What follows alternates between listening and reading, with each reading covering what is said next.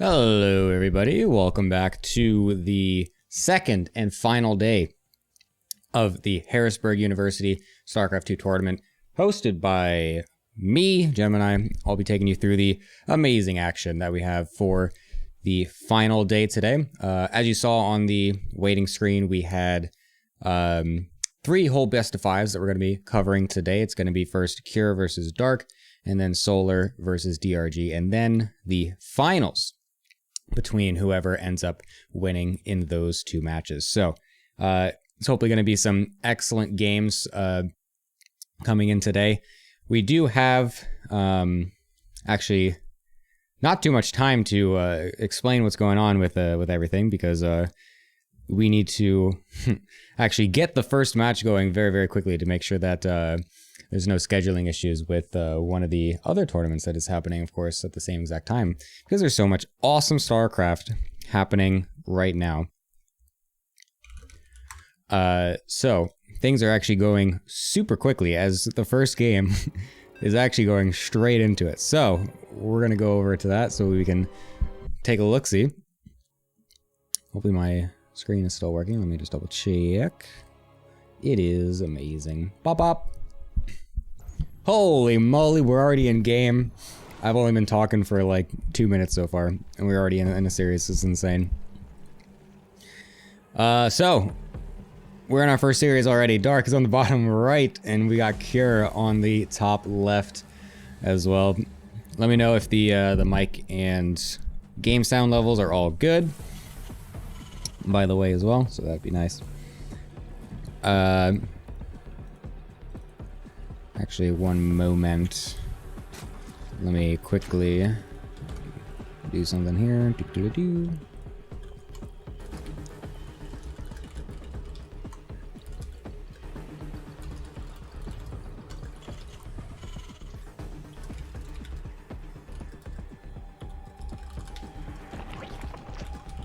Okay, sorry.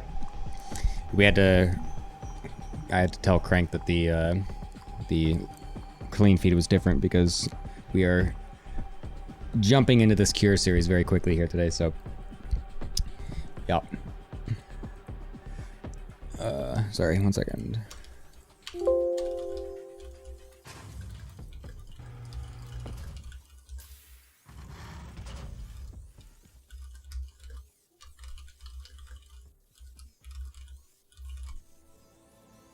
Okay. Anyway, so actually into this game now. Thank you. Sorry for the delay. So yeah, it's Cure versus Dark. Dark got here by winning a very narrow 3-2 over Hero. It was an incredible series, actually, with some very interesting games. Dark barely managing to win out in the 5th and final game as well. It was very cool to see.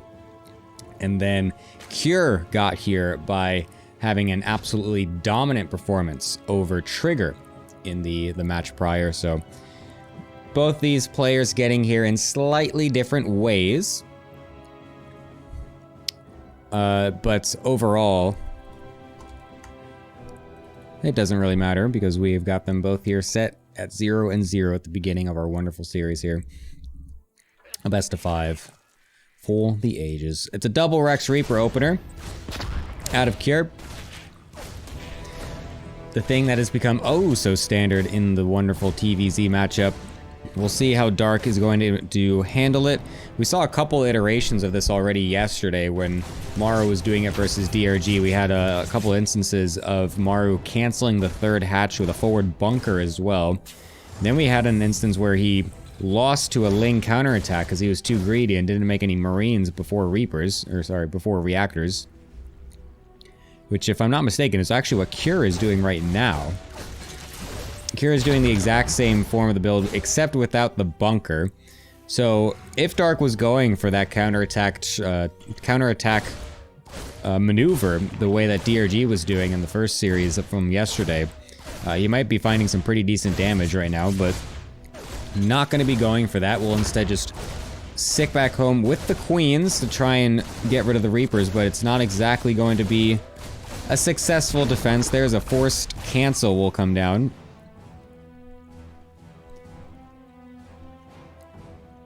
But then we also had it in the Beyond Solar series, where Solar was able to basically just defend the Reaper attacks with just, you know, Lings and Queens back at home. He was able to do it pretty well, basically, so. Yeah, I don't know. There's lots of different stuff going in the last couple TVZ series, so kind of interesting to see how this is all developing. Yeah, the Maru series yesterday was extremely unexpected. Yeah, the 0-3 to DRG is probably nothing that anyone would ever predict. That literally, like, I was saying this before yesterday as well, but before the series from yesterday, DRG had taken a single map off of Maru in the last year and a half, which is insane. It was like it was like 17-1 or something for Maru, and then DRG 3-0s him. So kind of insane. I wouldn't be surprised if Maru is you know, just kind of taking a step back a little bit for now, taking a resty.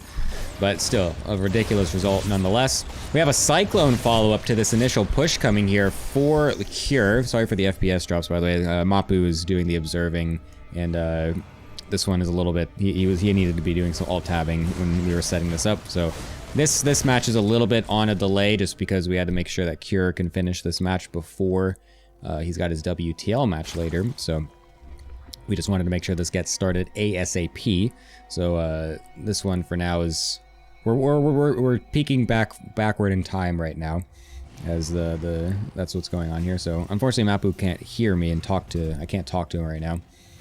But that'll get set up and all good. We'll be live again for the second best of 5 and on. So, but yeah, if you see any like FPS dip or something, that's just probably because Mapu alt tabbed and had to do something outside of the game. So all good. So yeah, the Cyclone push with the Marine medevac is an interesting play. I kind of like it from Cure. Again, I'm just very curious to see how these overall Cyclone builds and stuff start to work out here. Getting this kill on the combat shield is very nice for Dark. I quite like that. So there's not going to be any combat shield anytime soon here, but will he be able to get all the Lings back home to be able to deal with this push? The answer is yes, as he's got plenty here to get this nice surround off. I don't know if that was a focus fire or what on that Baneling, but it didn't quite connect with the Marine, so that was quite good for Cure there. But, I mean, that was a pretty good defense, all things considered, for Dark. Actually only sitting on 46 drones, so he's gonna really try to hammer this home as well and push it into the natural with a big Baneling swell as well. I wonder if Cure has actually realized this and is anticipating this kind of a counter move, because there's no drones at this third base, essentially. I don't quite know if Cure actually got the read and was able to go deep enough, but now the Baneling's rolling straight in. Doesn't quite look like Cure was ready for this one, as they are marching on into this SCV line. Gonna obliterate a whole bunch of these SCVs. Won't be able to go much farther than that, but 15 SCVs hitting the dust. And the starport as well. That's a pretty big hit for Cure right there. Gonna halt his medevac production. I believe he's gonna be stuck on basically 4 or so for now. Not exactly looking that good for Cure, as now Dark will have an opportunity to re-drone up quite a bit to get that economy back that he had to sacrifice, of course, for the actual push. Ling should be able to deal with this initial drop for now, and that should be all good. So yeah, pretty nice reaction for Dark coming out, catching Cure off guard.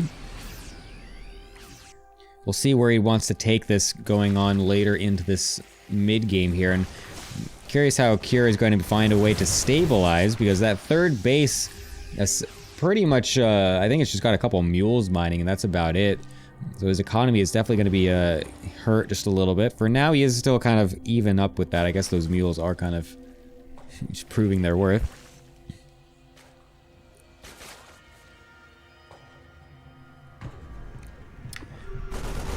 But for now, he's just trying to do whatever he can with the multi-prong to hopefully keep the creep back, to keep Dark guessing, knowing exactly when he'll come in or not. He's going to be setting up for that 2-2 push later on. Not quite sure if he has the extra barracks down yet. I'd be honest, excuse me, a bit surprised if he was able to afford that. given the fact that he had that huge economy hit. He's got 5 in total, so we'll see if he wants to throw down a few more racks to get it up to that good old solid 8. It's going to be a second factory instead. That's an interesting choice. Imagining he's going to be continuing the tank production, as he's currently got one in production right now. He's got plenty of them out on the field right now, which is quite interesting, because you don't normally, I feel like you don't normally see Marine, tank, and TVZ that much anymore. But it is going to be a pure Ling Bane composition for now for Dark, going into the multiple macro hatches and the infestation pit, which I imagine will then lead himself into the Ultra Cavern.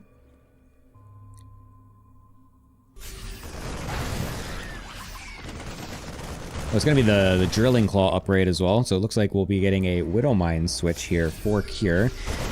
Wow, took the massive side route to get it onto this hatchery on the bottom here, completely catching Dark off guard there. Does get a kill on that hatchery. And now he's going to be able to set himself up pretty nicely in this little spot here with these tanks next to the minerals and gas. It's going to be very difficult to get a lot of Lings over onto that side. However, the flank is still incoming here for Dark, and we'll be able to get on top of these Marines as they got nowhere to run. Talk about difficult. Yeah, right. Okay, what do I know? That was an easy cleanup for Dark here.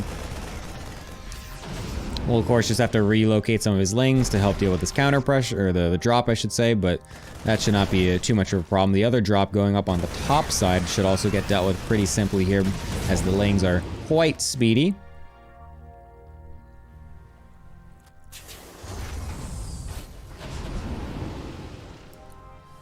Two is also going to be fully finished here for both players, so completely even on upgrades. It's going to be feeling pretty good for Dark as well, not getting stuck with any upgrade deficits here.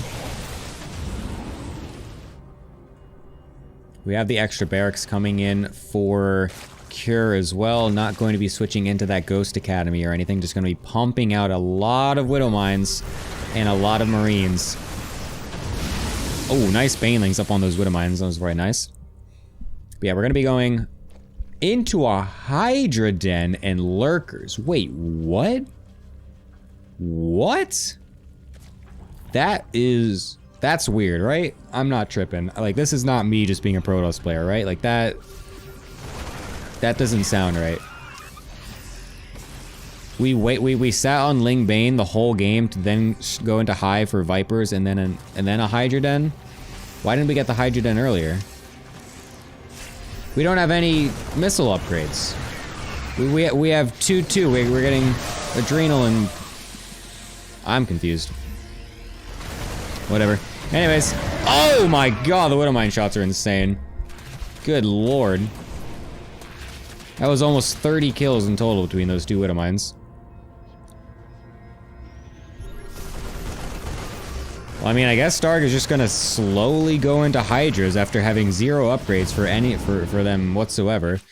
And the Vipers as well, so an interesting move nonetheless. We'll see how that decides to play out here, because, I mean, Cure is going to be just mashing the bio button here. Going to be getting 3-3 before his opponent as well.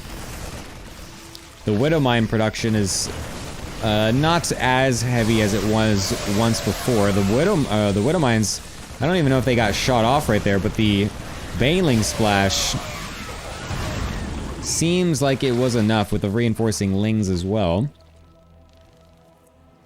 I like the Vipers to do the blinding cloud, or the whatever you call it, the parasitic bombs onto the medevacs. Just giving the Terran player just one more thing that they have to keep in mind and micro against, because if you just keep all those medevacs clumped up, they will get absolutely shredded by a couple of those parasitic bombs. Never have to say that word, it's so rare. Oh my god, more barracks even getting put down by Cure. He's just being full on Bioman. Alright, there's the Lurker Den also coming out for Dark. So again, it's a late Lurker transition after going into Hive. We'll see if he can survive long enough to get that transition going, because Cure has not had any tech switches this game. It's just, again, like I've been saying, full on the bio. So he's not really had any situation that requires him to let off the pedal here. He's just been full throttle. Dark trying to swarm in on this bottom side attack and will be able to do a very good job of cleaning that up. Even the parasitic bombs killing off those medevacs. The top side base will get denied for now, but I feel like that's only a small price to pay for an entire army wipe on the bottom left side of the map. Dark just have to make sure that this army doesn't get too well entrenched and the Widow Mines don't do too much friendly fire, and they will not do that. So yet another good cleanup. That last Widow Mine shot was pretty good, but overall this has definitely been 2 big wins for Dark here coming into this later stage of the mid-game.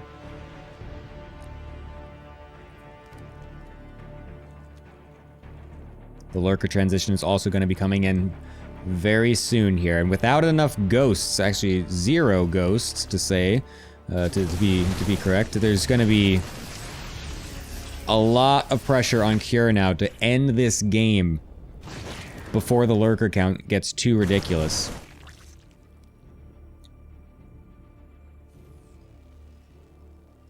There's still a little bit of time for him though.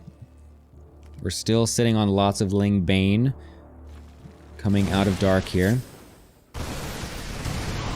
Nice surround, getting on top of these Marines and Marauders. We'll be able to boost those out. Not before a single parasitic bomb gets thrown down though, so does have to make sure that doesn't kill off the rest of his medevacs, as he's actually gonna... I think he lost a medevac full of units there. He didn't fully unload everything. I'm pretty sure that he got that parabomb, got one last tick there.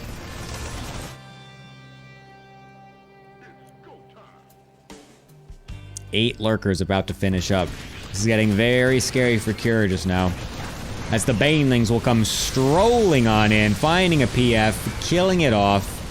A big sacrifice for Dark, but one that will definitely find its worth.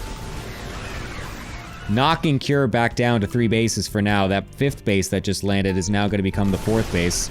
Hasn't even landed actually, so Dark is definitely feeling it for the economy. Still not even being able to fully saturate that 4th base. Oh, nice. What am I shot though? But yeah, I mean, this army continually denying the left side here as well will make it very difficult for Cure to get his economy going. His army size though is getting absolutely bonkers. Sitting at nearly 150 supply of pure bio. Is that what's gonna do it? Are we gonna have pure Marine medevac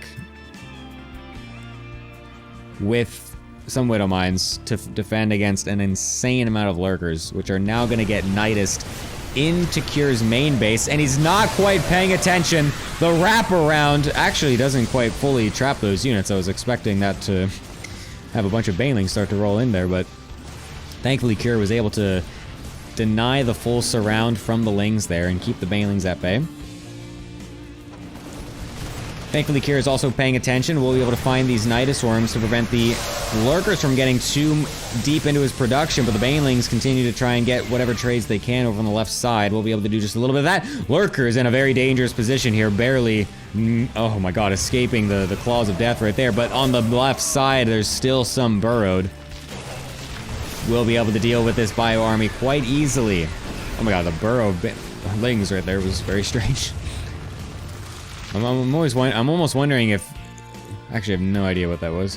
I'm thinking that Dark was like trying to like abuse the fact that there were the bushes there, so it'd be like kind of hard to see them burrow or not. So then you burrow them, and then they walk forward, and then you unburrow and get a surround. I don't know. Anyways, here comes another attack over here. There's not that many reinforcing Lings. There they are. Okay, I was gonna say those Lurkers were about to get jumped on a little bit, but Lings to the rescue from the north side. We'll be able to keep those Lurkers alive, and we'll allow Dark to continue to push this advantage over to the top side of the map. There is no planetary fortress here, so that is going to be forced to lift off the Banelings, getting on top of the SCVs. The Lurkers also trying to go for a 6 shot. Oh, they're all lined up, please. I don't see it. Oh, okay. Unlucky. Oh well. Dark, though, coming in with a commanding win in game number 1 of the series. Very nicely done by him. Sarah clip where he's like, of course he's in the bushes. I've not seen that one. Do you have that? I've never seen it. Actually, I can't look at it anyway, because Korea doesn't let you look at clips because it's a stupid thing. Okay, whatever. Anyways. So yeah, nicely done by Dark right there. Pretty good defense initially for the first big attack with the big bio and then cyclone thing. And then the immediate counterattack with the Ling Bane. Very unexpected from Kira's side there. So, yeah, I mean, that put Kira down from the very beginning. I'm actually kind of surprised that Kira was able to bring that back to be as close as it was for so long, given the fact that he started off on such a bad foot there with the that counterattack damage. So, I am hoping now that Kira can maybe find his footing a little bit in the mid game here, so that way he doesn't get caught off that part. Because I mean, I think that kind of a damage is something that you're not really expecting that much in a normal TVZ. So if that doesn't happen, I feel like Kira will have a much better time going into this mid game. I'm still so confused about the timing of that Hydra switch though. Like, everything that Dark was doing made it look like he was just going to be doing Ling Bane into Ultra. And then his layer finish, and then his high finishes, and then he's just like, I'm going to make a Hydra Den. He's like, okay, Dark, I don't understand, but you do you. Yeah, you can't even look at clips, let alone make them or anything. Yeah, Twitch Korea, you can't do, you have no VODs, no highlights, no clip. I can't make clips. People can make clips of my channel, but I can't make clips and I can't view clips. And I can only watch in 720p. It's ridiculous.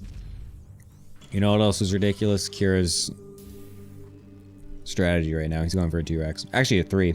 That's 3 barracks about to be put down on the map. I love it. Give me some Chad.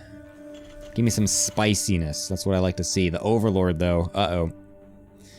That second Overlord is going very close. Oh my god, it's going too close. Oh, Kira's gonna be sad. Kira's gonna be so sad right now. Oh my god, the drone even checking ahead of it. Oh. Oh! Oh! Dark's got ice cold blood in his veins. Not even giving Kira a moment to think. He doesn't actually see the third barracks though, so that is one thing that is going for Kira. Dark could technically underreact here, thinking that it's only a proxy 2 racks when it is a third up on the high ground. That's a lot of drones being pulled. Wow. Wow, wow, wow. That is a massive drone pull. He does not want this bunker up. Thing is again, I'm not a Zerg player, so I'm not exactly sure what the correct response is to a 2 racks versus 3 racks. However, if you pull off too much, you will end up with just no units. A nice surround on a couple of the first Marines though. Alright, this is looking... Oh, this is looking awful. He's gonna get all of them on the back end as well. Oh my god, they're slipping by actually. Oh, that second surround was so sick though. That was so clutch by Dark. If that doesn't get off, then I think actually Kira has a moment there where he can continue to sneak past all those drones. But that last little surround there really silencing this push here. But this is the thing though, because this is 3 racks, and you've pulled essentially all your drones, you have not that much money as Dark. You don't have any spines, you only have one, no, he does have 2 queens, I was gonna say, okay. He has 2 queens, but he did not have much Zergling production while this was all happening. So, when you go for the big pull like that, it's usually because they're gonna be sitting on 2 barracks, and it's like, okay, I'm just going to smash the push. It doesn't matter because I don't need all of this stuff back at home because I don't need all the extra lings if I just smash it with the huge drone pull. But if they have 3 barracks, then they have actually more marine production than you're expecting. And so if you go too deep with the pull, then you might find yourself in this awkward position where, oh crap, I don't have any money because I pulled almost all my drones and I can't actually make enough lings to supplement after this initial pull gets done because he's gonna keep making marines and his economy's not hurt. He's gonna have 3 barracks of marines coming at me. So if Dark does not get that 6-second surround on those 3 or 4 Marines, I think he's actually in quite a lot of trouble. He still is a... no, I wouldn't say this is in trouble. That Spine Crawler is finishing. There's 3 Queens now. Okay, he's fine. What the... What? Wait, what? What was that? Cure? Hello? Wait, what? What is happening right now? Cure is sending the SCVs. He has a... What? He has a second command center about to finish. And he's pulling the boys. What? Okay. Well, Dark's definitely not going to be expecting this one. That's for sure. Wow, that is a lot of SCVs to suddenly get pulled here after you have your second command center finishing. Here he goes, going straight onto that Spine Crawler. Transfuses are ridiculous. Keep it alive for so long. All the drones getting absolutely annihilated, though. Where are the Lings? They're all the way on the other side of the map. Dark had no idea that this was going to be happening. All of the drone buffers completely gone. He's going to be able to get on top of the Queens as well before the Lings can even get back, because there's no speed for them. They're taking an eternity to get back home right now, which means all of the Queens, all of the drones are dead. What in the world am I looking at? Oh my god, he's gonna get on top of the ramp as well, so it's now gonna be possible for these Lings to get any type of surround if he really wants to. He can just go straight up onto the other drone line as well. Getting himself wedged between these minerals would be very good for him. Oh my god. Has Dark just completely thrown away the game in one of the most ridiculous fashions I've ever seen? There's nothing here. The Lings are all dying one by one. There's still Marines that are going to be rallying across the map here. Dark is left with 3 drones and a Queen. What a ridiculous win from Cure. What am I witnessing? What was that? What was that? The 3 barracks play gets denied. He makes a command center, waits for the command center to finish, and then pulls all of his drones. And then wins the game. Or pull his SCVs. What was that? Okay. You do you, Kier. You do you. I won't question it, sure thing. I mean, so much of that, excuse me, so much of that is because those Lings were just egregiously out of position. Those guys were on a vacation in Cancun when those frickin' Marines came in, guys. Like, what in the world? I can't believe how long it takes slow Lings to get back across the map. That was ridiculous. Good lord. What? Oh my god, I can't get over that. What a ridiculous game. I've never seen such a weird... Oh my god. I don't even know. Those Lings, those Lings were having an amazing time sifting through the ridiculous amounts. No, I'm not gonna do this joke, never mind, sorry. Never mind, I will not do that joke there. I'll save that for later. Anyways, we're gonna go into game 3. Not with the score that I expected us to be at. We're now at 1-1, where this initially looked like it was going to be a very clear 2-0 for Dark, but Cure with the absolute magic, pulling a bunny straight out of its hat. Wow, that would have been a really good joke if Cure was playing against Bunny right now. I've got to save that for another time.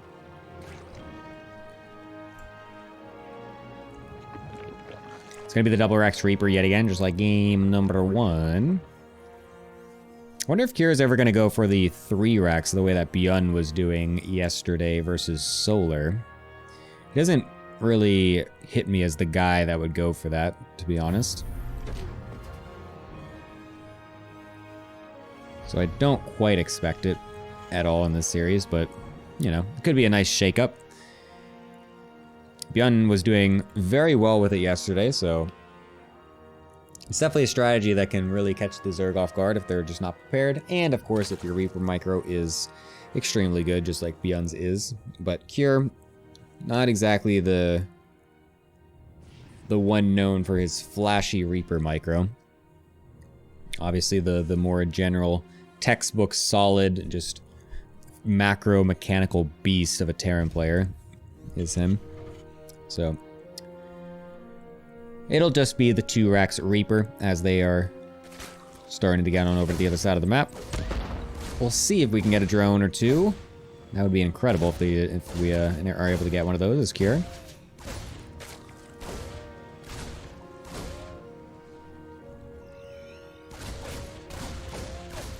Something else that I think is kind of interesting, with how much Terran has been going for these 2 Rax Reaper openers lately, it seems as though Zergs are starting to just... Actually, never mind. Never mind, I'm ignoring my thought. I was gonna say, it just seems like Zergs in general are just blindly making extra lings to deal with the extra Reapers that are gonna come out, so it's like, oh, well, why don't you just do like 1 Rax Reaper now instead to, like, you know, take advantage of the fact that they're making so many lings. But then I kind of just forgot that the Overlord can just see that there's 2 barracks. So, yeah. Protoss moment. Protoss caster casting a TVZ moment.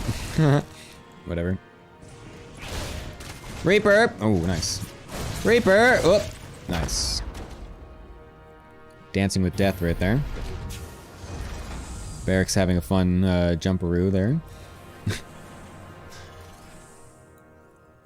No counterattack either with the Lings this time from Dark.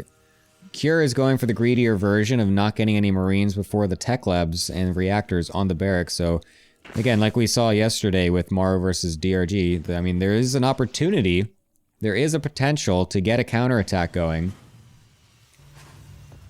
while the Reapers are on the other side of the map killing the hatchery or something. You could easily bust through that.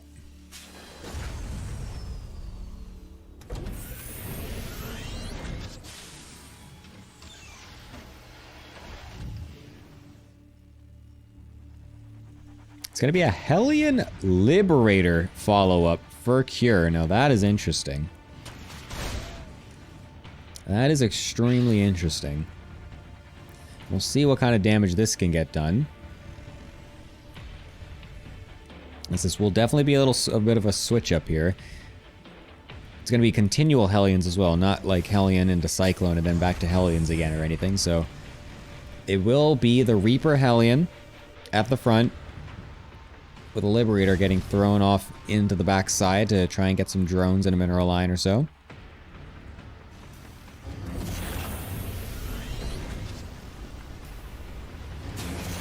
Wonder what it would be like if Reapers had stim. Would that be broken as all can be? Like, I really wonder about that.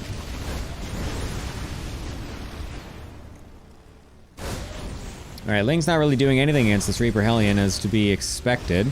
All we're trying to do right now is Cure is draw these Queens out to the front so that way this Liberator has more opportunity to get some drone damage over on the backside.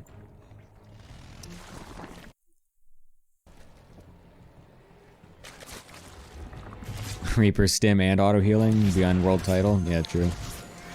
Hopefully that lag doesn't continue here. I'm going off a clean feed, so there's nothing I can do about that, sadly. Uh-oh. Mapu, no, your internet! Please!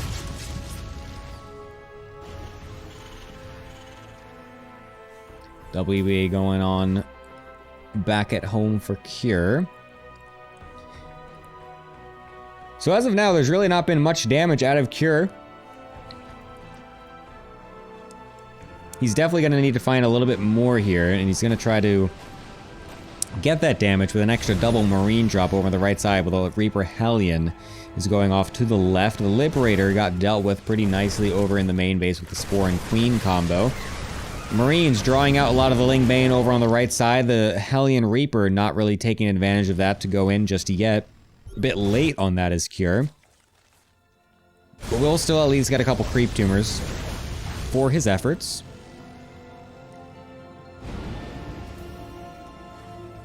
Boosting back over with some more medevacs. Cure going to be trying to reinforce this position with some more Marines and a tank as well. We'll see if he can get the tank wedged in an awkward spot for Dark to deal with.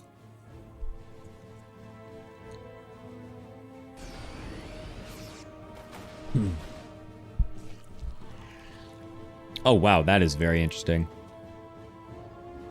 Can't take the 4th base in the normal spot? No problem, we'll just take it way over here and get it scouted anyway. What is that star sense out of Cure? What makes you check that? That's ridiculous. Alright. No 4th base for you. I mean, this is looking not too bad for Cure here. He's completely denying any attempt at a 4th.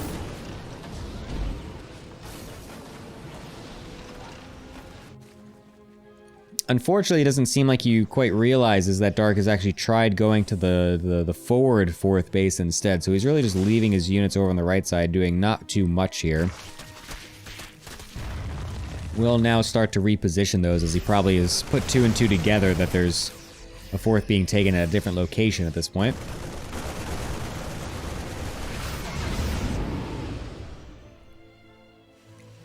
We have the Hive coming in yet again for Dark, which... I mean, if last game goes to show, or sorry, the first game goes to show, I guess it's going to just be like a late Hydra transition into Lurkers, which is interesting.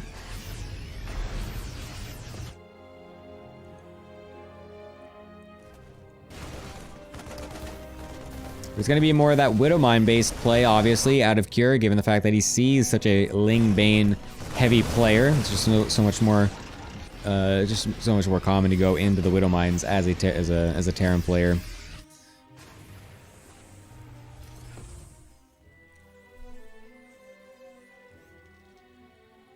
What is gonna happen when this Hive finishes? If this is another Hydra, then I'm just gonna be like, I feel like I'm just not gonna understand what ZVT even is anymore. Oh! Oh my god. What is happening? Cure suddenly just falling apart at every moment. Holy, what in the world am I looking at?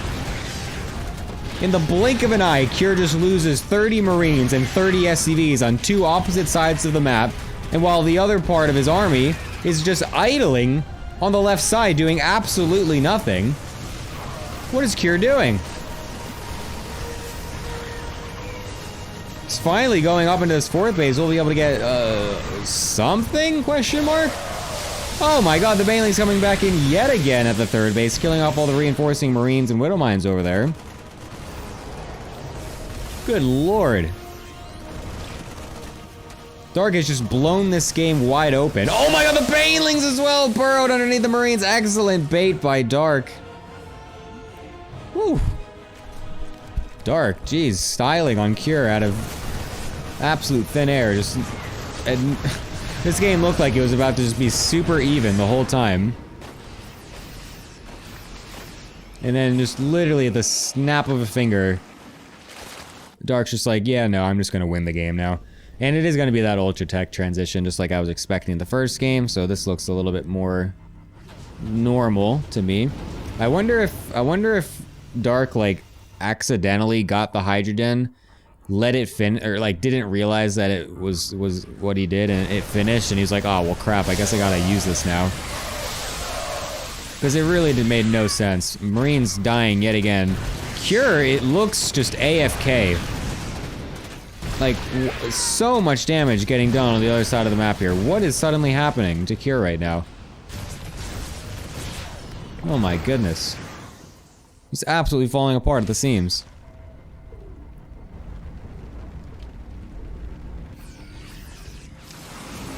He's gonna go over to the right side of the map and see an Ultralisk already spawn, and he's gonna just be like, oh my god, what am I even gonna do against this? I don't even have a Ghost Academy started, and I have 42 SCVs to my name. Not even full 2-base saturation. Sees the Vipers all at full energy as well. Oh, what do you even do as Cure in this position, man? Like... Yeesh, a single Ultralisk with some Queens reinforcing on the heel is pushing away this army with a couple Lings coming in for the support. Holy crap, that tank had 31 kills. Oh, those Lings could unburrow and actually bait the tank splash damage onto the SCVs. Oh god. Oh god. Oh god. Ah! Oh my god. No way. Dude, nothing's going Kira's way this game.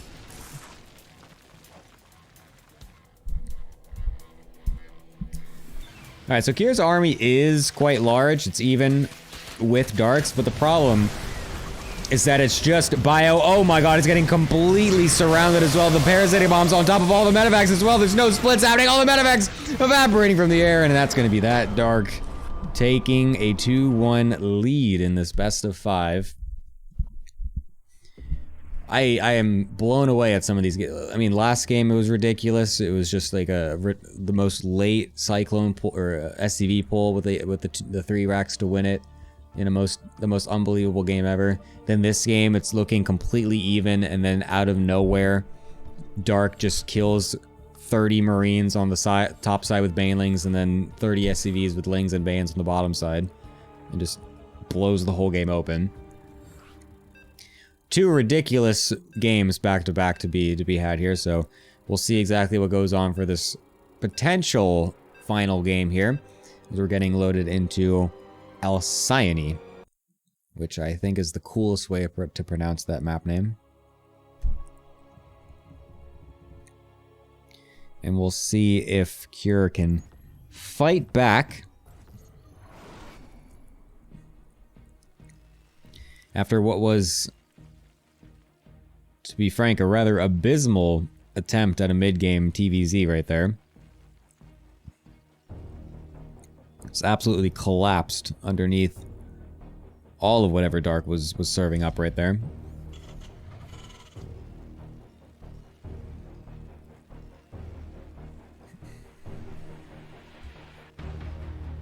What will be the attempted play from Cure? This was the map, the first map yesterday that Beyond brought out the 3 racks Reaper instead of the 2 racks.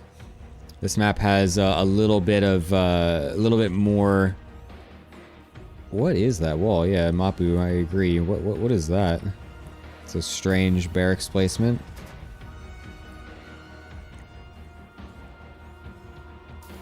I mean, like, I guess that's for the, so he's gonna put the reactor or tech lab, whatever it is, in that gap, obviously, but definitely leaving himself a little bit open in case Dark decided to go for some sort of early pool or something like that, but I guess it doesn't matter, because it's gonna get walled up before the Lings get to his side of the map anyways. But this was the map that Beyond first brought out the 3 racks instead of the 2 racks Reaper against Solar yesterday, and it was pretty effective because there's a couple little entry points that you can toy around with at the natural on this map. There's a couple of different jump paths and stuff like that, so this map has some potency with that build, but like I expected, Cure not really one to dabble in that style. We'll just stick to the 2 racks still for now. It is crazy though how like just the 1 racks expand is just seemingly completely disappeared in favor of this 2 racks opener.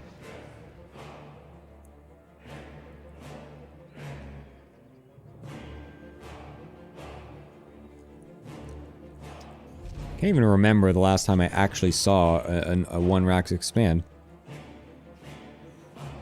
Actually, wait. Yes, I can. Was it the Gumiho Solar Finals last week? Pretty sure Gumiho did not go over the 2 racks Reaper opener that much that series. Maybe that's why he lost. Ho! Got him.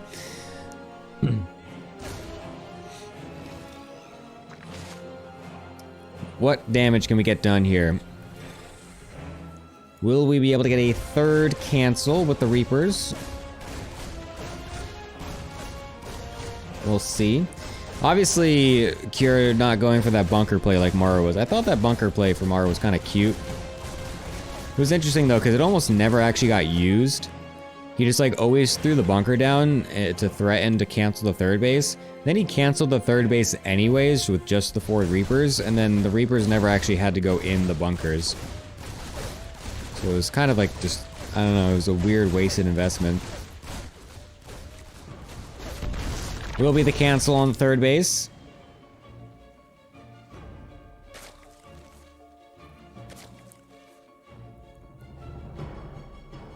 Not even attempting to take the next 3rd base yet is Dark, just waiting to make sure that those Reapers are going to be a little bit more out of position.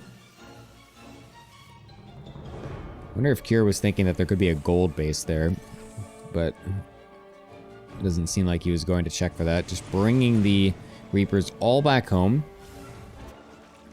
Also kind of interesting. I'm not quite sure why he's bringing them all back home when he could just be keeping them out on the map. They're just very fast units in general. The Ro4 from Dark, though. I love that. I do like that. Something that Cure might not expect in this 4th game here. Has not been brought out just yet in this series. Dark obviously is someone that loves to go for the Roach styles, or the Roach Ravager styles in ZVT, but has yet to do it this series, so now Cure will potentially be unawares, but is going for Cloak Banshees himself, which is definitely a promising sign. Going for the Cloak Banshee in this position is probably the best option that he could be going for.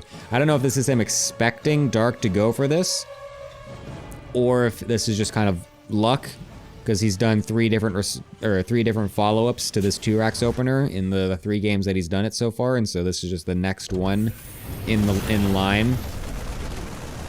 I love that little barracks lift up to get the kill on the Overlord there. It's very cute. Stim will be done. Slings would be very ill-advised to try and go into that natural just now. But with Cure moving out right now, I'm pretty sure this means that he doesn't quite expect this. Luckily, barely getting a little sight of that Roach right there, so that will key him in to what is coming here. Dark, maybe a bit of a mistake to have that Roach too far forward there. This definitely would have been going way better. Obviously, you can see just the drones immediately as well coming in for Dark right now. Just being like, oh crap. I did blow my hand there just a little bit. So, Cure definitely did not realize that this was coming as he, just walked out with his Marines right then and just... If he knew that he was going against a Roach Bush, he definitely wouldn't have been doing that, but gets the scout on the Roach, instantly throws down the bunkers. The layer transition already coming in for Dark, knowing that his push is not going to be doing anything, having been seen already, and having already seen the Banshee, knowing that, yeah, this is just not going to work. So again, a nice call by Cure. Not sure if it was just him being kind of in general safe and being like, okay, Dark, the kind of guy that might go for some sort of early aggression once he's up in a series to try and close it out early. Let me go for the Cloak Banshees just to be safe. It's an overall solid defensive play with also potential for counter harass as well. Regardless, a good call by Cure as he will now be able to match those Banshees up with the Marines and Reapers. Going very deep into the Zerg's natural as well. We'll just go right on to this. He actually focus fired the Overseer, so these Banshees will remain cloaked now and unseen by the Zerg, but this is still so much out of Dark. He did not over-drone. He did not skimp on the unit production. And so those Marines will get annihilated onto that ramp, and Dark will take a commanding lead in the army size and will be able to send this straight across the map as well. That 3rd base cannot sit there, Cure. You need to get the hell out of there. Jeez. Well, never mind. Just kidding. Dark's just gonna run back home for some reason. Does not want to overcommit himself.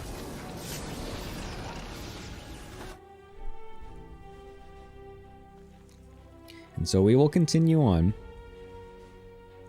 Other than the fact that there was just a bunch of Marines suicided, this actually is not that, I mean, the supplies and stuff are not that bad. It's actually pretty even, all things considered. Pretty decent SCV count for Cure as well. You'd actually... I'm sure he's actually quite happy with his economic situation right now. The 4th base is also extremely late for Dark, obviously, since he was gonna go for that early Roach Ravager play. The Infestor transition makes a whole lot of sense. Roach Ravager Infestor is only even better now with the new changes to the Infestors themselves.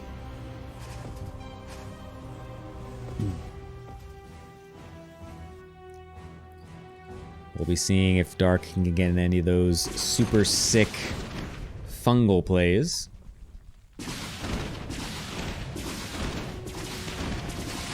Choosing to hide the infestors for now, it looks like. Just gonna be patient and wait for the queens to come up to deal with these banshees. Doesn't want to reveal his hand too soon like he did with the roaches initially.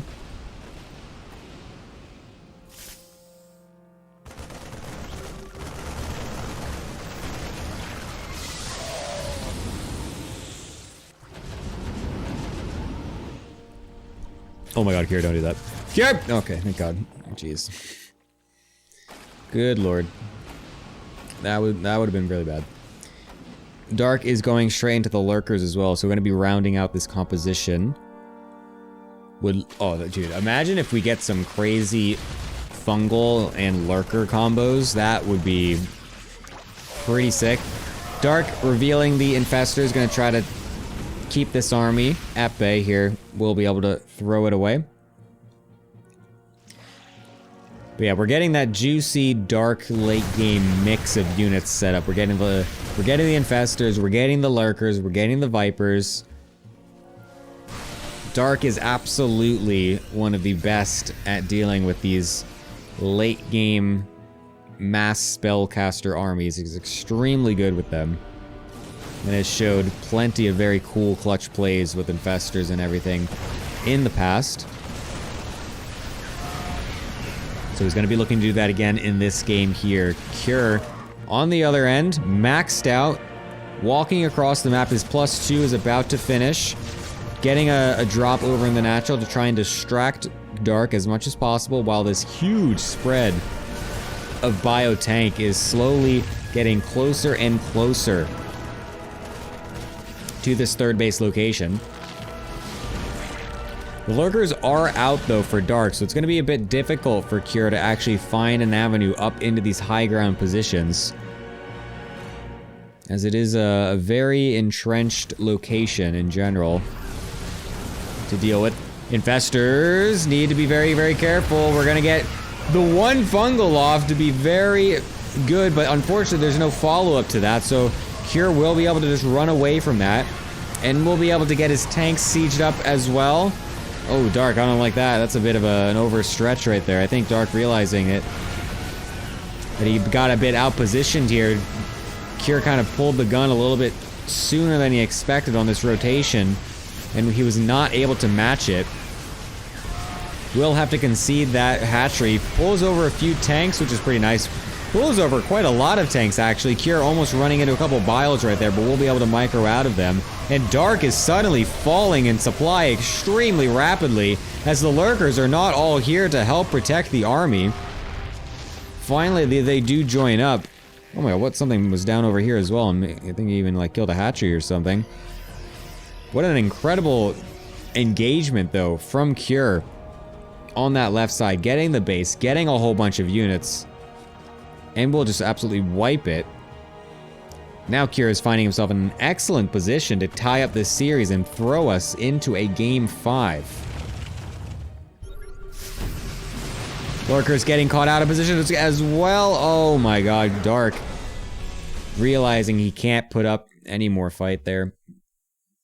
And we'll leave the game. Why did Dark pull back? I don't think that was a good engage spot. I think he would have actually gotten mauled. I feel like the tank spread was like so ridiculous. He did not have enough Vipers to get enough blinding clouds, I think. I think he only had 2. So I'm pretty sure if he did commit to that, he would only get like a couple blinding clouds off, and there was so many tanks that there would be just like a ridiculous endless line of them. Lurkers also weren't really close enough either to get their shots off onto the bio there, so if he just committed there, it would basically just be all his lings like suiciding into the massive bio tank line. So I don't think that was the correct play to commit there. So, but to be fair, I mean, I guess pulling back also wasn't exactly the play because he lost the army anyway. So what do I know? Seemed like Dark just got outpositioned pretty heavily there. Wasn't able to find much with the lurkers, as he obviously had them quite out of position. Cure able to jump on the opportunity and find himself in a Game 5 of this best of 5, first of the 2 semifinals for the Harrisburg University StarCraft 2 tournament. Appreciate you guys watching. I know that there's a bunch of other tournaments going on at the same time. Obviously, it's StarCraft 2 is just so alive and well that it's so difficult to find weekends be completely free and devoid of any other StarCraft tournaments. So, appreciate you guys watching. There is a do I have the link? There is a survey that you can do as well to give some feedback over to the organizers of the tournament to show them what you think. Also to hopefully maybe persuade them to want to do some more of these events in the future as well. There's a lot of money on the line for this one. It's $3,000 in total, $1,500 for first place. So it's no. I mean, it's not money. I mean, it's quite a lot of money. It's no slouch of a tournament here.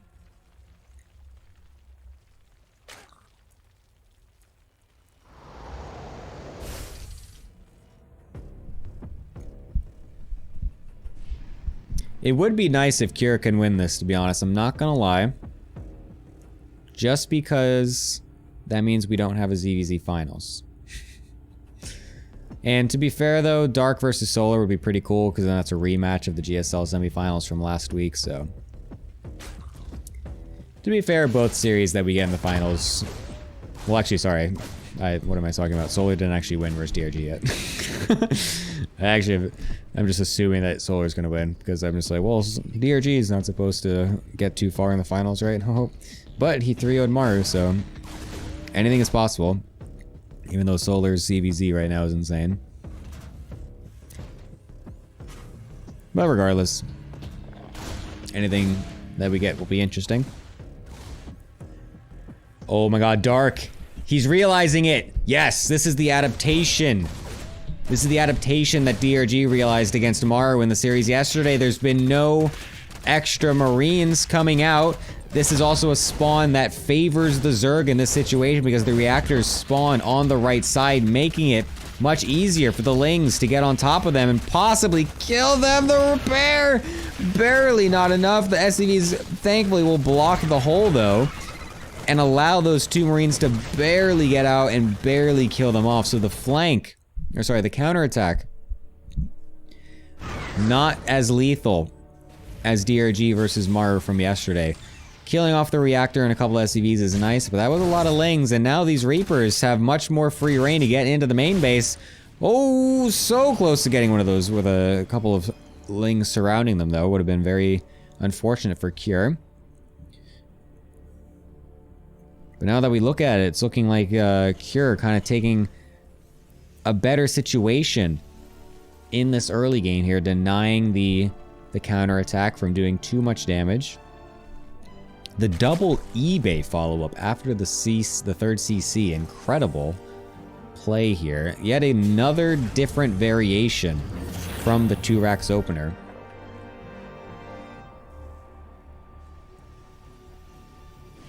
So yeah, this is 3 different 2 racks builds and 3 different follow-ups. One of them being a Hellion Liberator follow-up, one of them being a Hellion Banshee follow-up. I don't even think it was that many Hellions, actually. I think it was mostly just Marine Banshee. And now this time, we're getting a double, super fast double eBay. We're gonna get an insane 2-2 timing with this.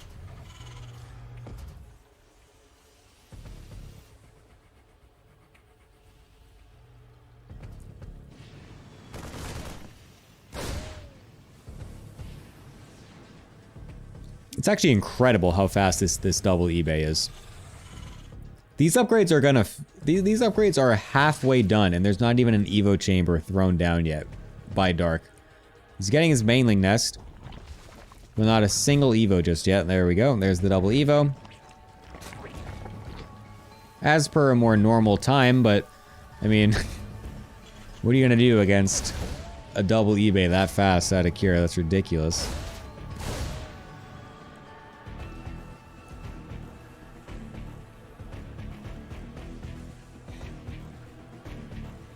Kira wants to punch a hole into this series and put himself in the finals with one fell swoop of a 2-2 8 racks timing, most likely. 5 extra barracks all at once. 6 extra barracks all at once. Jeez. It's insane.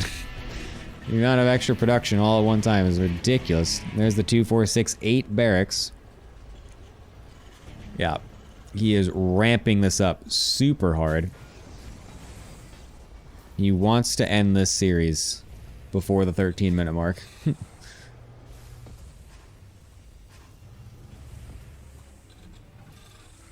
We'll see if he can manage it.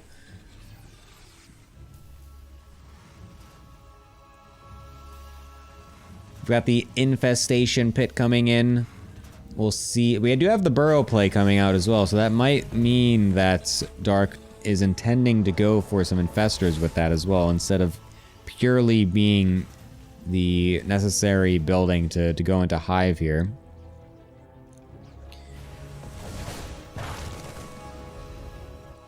Getting a couple of inklings as to what's going on here for Cure. As even that Overlord will spot one of the barracks in the natural there. That might really key Dark in to realize that there are many more barracks that have been thrown down this game. Double medevac going over to the bottom side for now. We'll see what kind of damage this can do. Mostly we'll just be clearing some creep, most likely, to set himself up for his push later on in the game. This map is relatively small, so it's very quick for this creep to get to the other side of the map here. So Cure definitely does want to get on top of this creep spread, because since he went for the double eBay opener, his factory and starport were obviously much later than normal, meaning that this double medevac harass group and creep control group is much later than what you would normally have in a normal follow-up as a Terran player. So that has allowed the creep to really spread out all over the map here for Dark. And now it's really going to be up to this this little group here of Marines here to make sure that they can clear out some of this creep. Unfortunately, losing some of those Marines to the Banelings as well. Not very good there. But this 2-2 push is happening so early, but Dark also fully anticipating this, knowing that this was going to be coming out, set up the counterattack ready and wait for that move out, and jumps at the opportunity, getting a solid 13, 14 SCV kills, potentially more, as the wall was even down at the natural. We'll be able to get all these lings into the main and natural.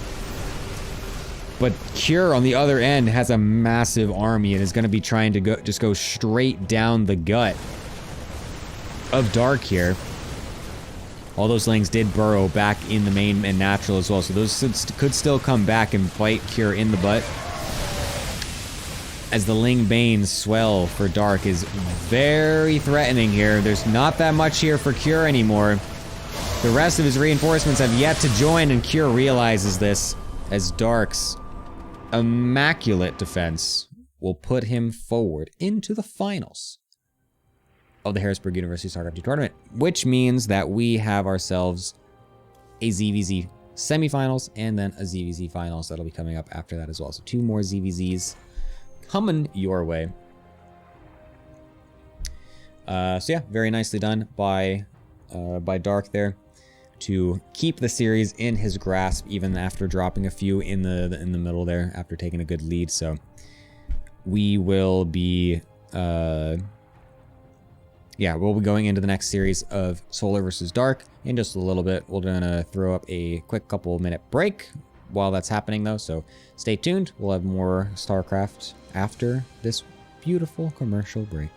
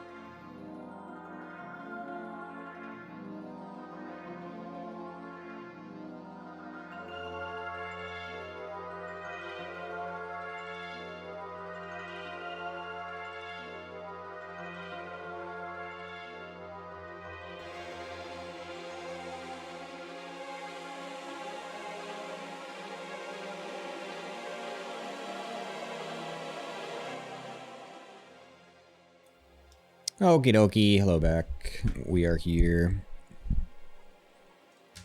We're going to be going into the next series in just a little bit here. They're just going to be finishing up their map vetoes and all that good jazz.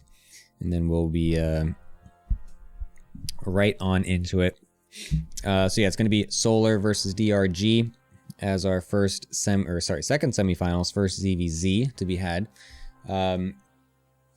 I'm curious how this one's going to go because obviously last week we saw Solar's excellent ZVZ in display yet again, with a just probably one of the most insane and fast 3-0s of a ZVZ that I've really ever seen. It was just like, 15 minutes of game time for a best of 5, and as Solar just completely annihilated Dark. And again, just one of the most ridiculous series ever. It's just so fast. So, yeah, Solar is definitely feeling it for ZVZ especially.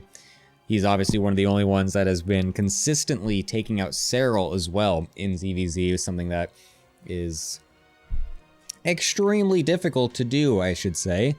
Obviously, Serral's basically the best player in the world, the absolute GOAT. And, yeah, I definitely would be favoring Solar in this series for sure today. DRG will have to bring out yet another miracle like he did versus Maru to find his way into the finals here against Dark in the Harrisburg StarCraft 2 tournament. While we're waiting for this to get live as well, would love it if some of you guys would do the wonderful QR. This is the QR code survey over there. It would be nice to be able to have some of you guys do that, so that way you can offer some feedback and whatnot to the tournament, and also you have a chance to win a $20 gift card for free. So all you have to do is give a couple minutes of your time to potentially win $20 for free, and it helps the university, helps the people putting on this event to know how everything was going with the tournament, how you guys experienced it, and will hopefully help them to possibly do more of these tournaments in the future, which we always want. We all want more StarCraft all the time because that's so cool and StarCraft is awesome. So you guys should obviously do that. I will put the link yet again in chat just so that way if anyone is new they could take a look-see. Yeah, you guys can go ahead and do that at any points, as we will be getting into this next series in just a momento as they are all getting ready. As you can see by I got the hat and sweatshirt combo today of the for Onside. Onside is my team, so I am obviously, I would be very happy if Solar wins, but it's also, I don't know, Solar just won GSL last week, so I feel already pretty good about that. So even if he loses, it's like, yeah, whatever, it's fine. He already won something big, so it's not that big of a deal. But we're going to be going right on in to our second best of 5 for the night. Second of 3, as we have Solar on the top left, DRG on the bottom right. As we are now also live with Mapu, as he can now hear us, we can talk to him, he can react to what we talk about. I can tell him that he's like the most amazing observer ever, and then he blushes and he like messes up on his observing, and it's really funny. Or he can try to juke me out and just like show me something and then just completely divert my attention to somewhere else and make me have the most difficult time casting as could possibly be. Wasn't there that one funny clip recently, like the other day, of Wardy and Fear Dragon trolling each other about the observing and commentating? I feel like that needs to happen more often, or so with the commentators and observers. That would be very funny. Just like how like Tasteosis would do like the caster chicken or whatever. We got to see like the observers and casters start to wage war on each other, make the beginning broadcasts more interesting.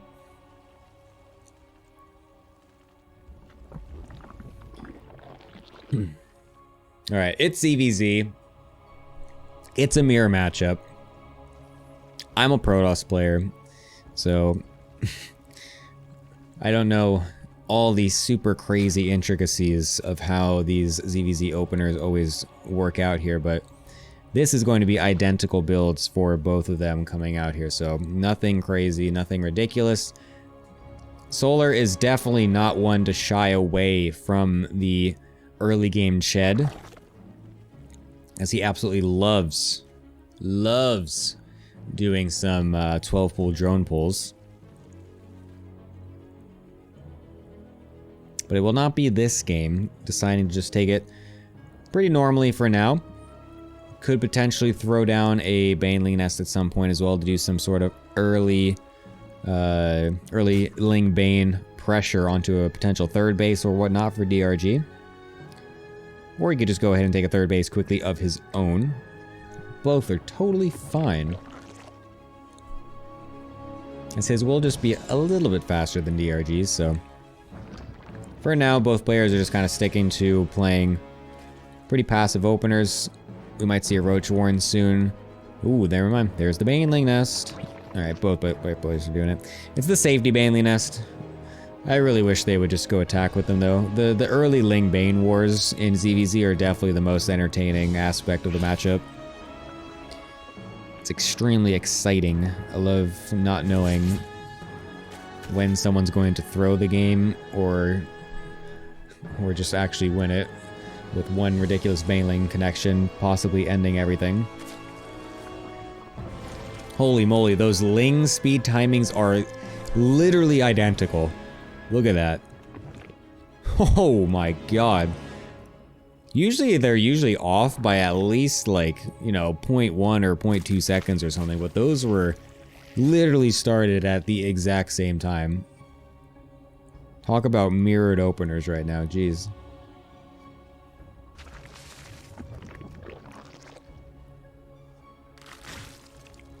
There's the Roach Warren follow-ups as well, as per usual. We just get the initial safety Banelings just to make sure that there's no crazy Baneling Ling flood that's gonna kill us just going into the mid game here, and then we set up that Roach Warren to set up for the more normal Roach versus Roach. Oh, that's not actually a wall, Solar. Nice. DRG gets in, sees the fact that there is no lair, will be able to identify that he's doing exactly the same build as Solar, but now, once that Ling does get killed off, it's going to be the lair directly for Solar here, while the Roach count is going to be increasing for DRG earlier on here. Potentially trying to find some early damage, as Solar will be the one that has to react in time for that. Whoop, I didn't think that would reload there for a second, sorry. Just making sure that we are on the highest settings of the live feed.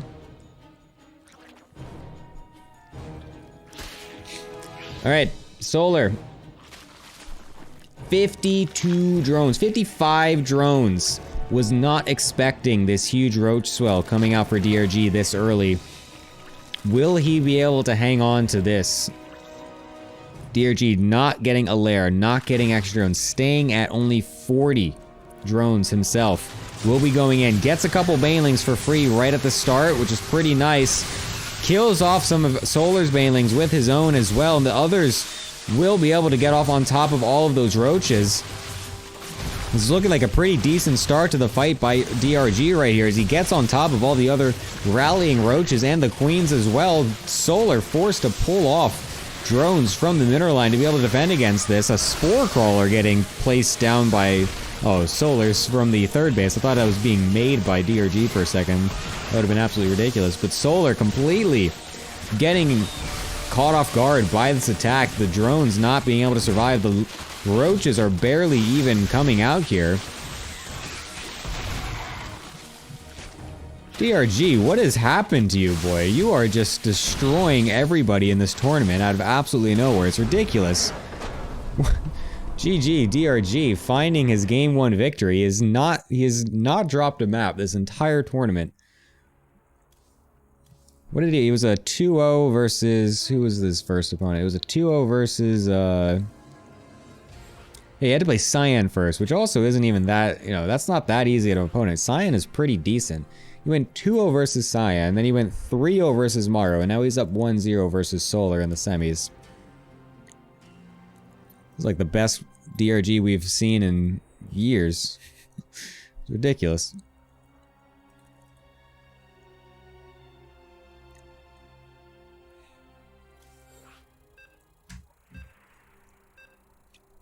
I mean, DRG was the one that really was on top of everything that game with the scouting, getting the Lings in to be able to scout exactly what Solar was going for.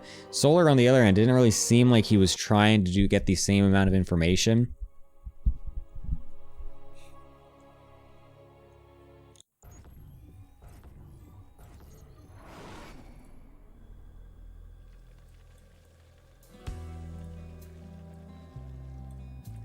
So we'll see if he's able to fix that a little bit in game number 2 and be able to react to whatever it is that DRG might throw out at him. An extractor trick getting thrown down by DRG. Interesting. Interesting. If I was Larimbo, I would know exactly what that means, but I'm not, so I don't really know exactly. I think it's just that early, that like super fast 15 hatch build that's like become super popular. Yeah, that's what it is, right? Yeah. So what, the Eric build? Is that what this is?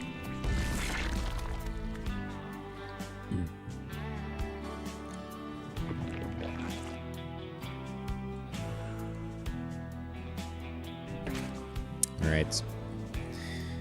So yeah, he's going to be able to get that hatchery down just a little bit faster. At the expense of just a earlier drone. Ooh, a fast pool getting thrown down as well by DRG, so that is definitely a bit spicy. Putting down the hatchery extremely early to make it seem like it is just a normal hatch first into a normal opener, but we'll be going for a slightly early pool. We'll see if that can really amount to anything, but it's not that much faster than Solar's, so I don't really know if there's really going to be that much to be had with that. It's probably just going to be a normal safety spawning pool timing, I assume.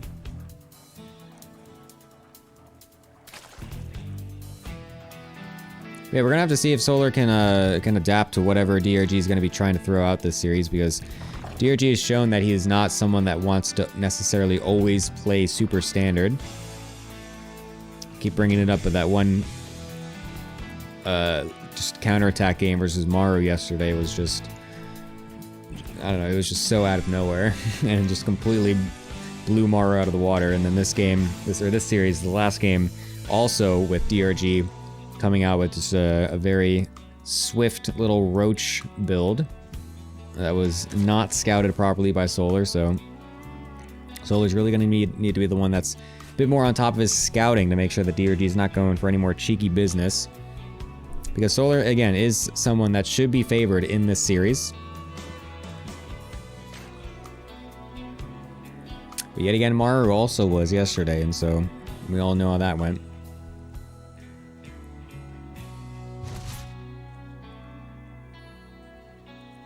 So we're going to be going for that much faster third base. Still no Ling speed or anything out of DRG. He's got plenty of gas for it. But is not deciding to make it. Will it be a fast layer out of him? It would be so strange though, because he's still only on 1 gas. Overlord not able to dip in. It is a fast layer. Okay. Interesting. What's this gonna be? It's gonna be a fast Nidus play? Because, I mean, if you're gonna go for like a weird 2-base mute or something, it's like you need all that gas. If you're gonna go for any other type of 2-base tech, you need gas. Gonna get the rest of his gases right now, but this might just be a very fast Roach speed play as well, actually. For a second, when he was just staying on 1 gas and no Roach Warren, I was like, this is gonna be just like a Ling Nidus, a Ling Queen Nidus all in? Like, that'd be ridiculous. But I believe it will be one of those super fast Roach speed plays. As for now, it looks quite normal on the side of DRG, denying the scouting from the Ling to get into the main base, but the Roach Warren and Evo Chamber being at the front, happening at exactly the same time as what Solar's normal build is going for. So yeah, there is the super fast roach speed with +1. +1 is a little bit later. Oh, this Ling still getting denied. Will not be able to see that at the lair in the main base.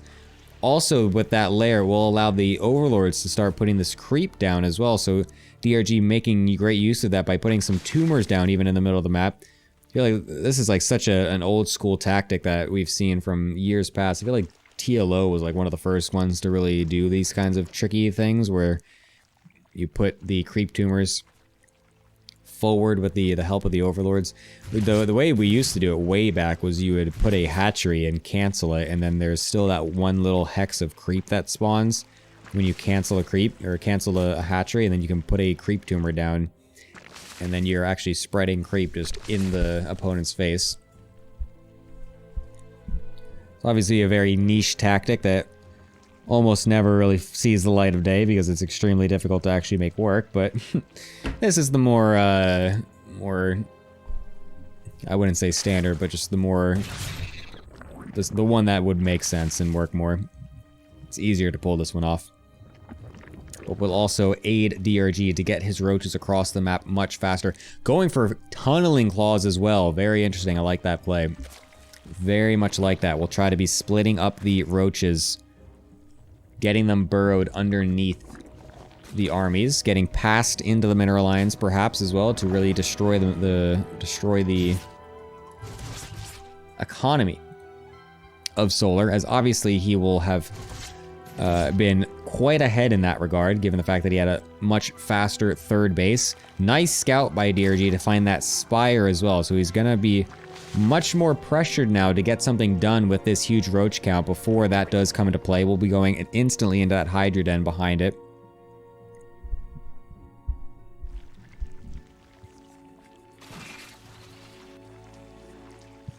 So yeah, will Solar be anticipating this fast roach burrow tunneling claws play? Definitely has a lot of lethality, although there's already an Overseer out for Solar to help deal with this creep in the middle here, so I feel like the tunneling claws is actually not going to find too much, perhaps, in the middle of the map at least, but nicely done by DRG to section off just a few of those units as you saw the army start to go to the right side. We'll put them off to the left. There's no spores in these bases, why would there be? These roaches could be very threatening once the roaches of Solar get pulled out of position. He's doing that just like this with the main army on the right side. We'll be able to threaten this potential fourth base, and up come the roaches in both the main and natural at the same exact time. We'll be forcing Solar into chaos with all these drones moving in every which way. We'll be able to continually unburrow and reburrow all these roaches as well, so it forces Solar to bring detection with him on both sides. Unfortunately for DRG, he hasn't really found much value with his main army on the fourth base. Would have been nice if he could get a cancel on that or something, but Solar being very patient, very diligent in how he's actually reacting to this roach burrow play. Did not just A-move his whole army in panic. Just safely brought the drones away, sectioned off a few roaches each, and then kept his main army still over on the right side to keep his fourth base alive. So very nicely done, very cool, calm, and collected by Solar. And now with his Muta transition out, we'll be able to start clearing off some of these overlords and also potentially killing off some Ravagers and stuff like that. But there already is a decent amount of Hydras because DRG was able to get the scout on that spire extremely quickly, so it's allowed him to get the transition up in time. So that way Solar will have less and less opportunities with these Mutas coming into this mid-game. However, they will be able to find a fourth base hatchery potentially for free, so that's quite nice. However, this army from DRG is extremely large, and so much of the supply of Solar is in these Mutas on the bottom side. So if these two armies were to engage directly, I feel like DRG would actually come out on top, providing that he does split against the Biles effectively, and he looks like he is doing so just for now. And this army, especially with the Hydras in the back, have some incredible DPS, and they will be able to jump on top of this Roach Ravager force for Solar. DRG finding a way into this game yet again. as the mutas on the bottom side really haven't been all that effective until just now, as some rallying reinforcing roaches help to buffer with them. Will force that 4th base to cancel, and now puts DRG on quite a timer here. He's also even up a Carapace upgrade with this. And this army is absolutely massive right now. Solar trying to dive in on top of some of these Ravagers and Hydras on the back line. We'll be able to get some of those. This is very nice for him. But he's losing so many Roaches on the left side as well. And then the bottom, so many of his units are stuck at this bottom side. And it's not participating in the fight. So this army differential for DRG at the front is extremely large for him. And he's going to completely deny this 4th base here. Kill plenty of drones and could even just snowball for the rest of the game here, as Solar seemingly just getting completely outplayed by DRG in this series, splitting perfectly against the Biles. Has enough Hydras still to deal with these mutas, and the drones yet again have to get pulled off the line. DRG looking like suddenly the best player in the world, as he's getting a 2-0 lead so far against Solar, the reigning GSL champion. After this player 3-0 Dark in the most convincing fashion we've ever seen in the same tournament. It's like, what is happening right now? I made the joke yesterday, but if Artosis was here, he would literally be calling DRG the best Zerg player in the world, as if this was Lenok reincarnate. It's like so insane. What is happening with DRG in this tournament? It's incredible.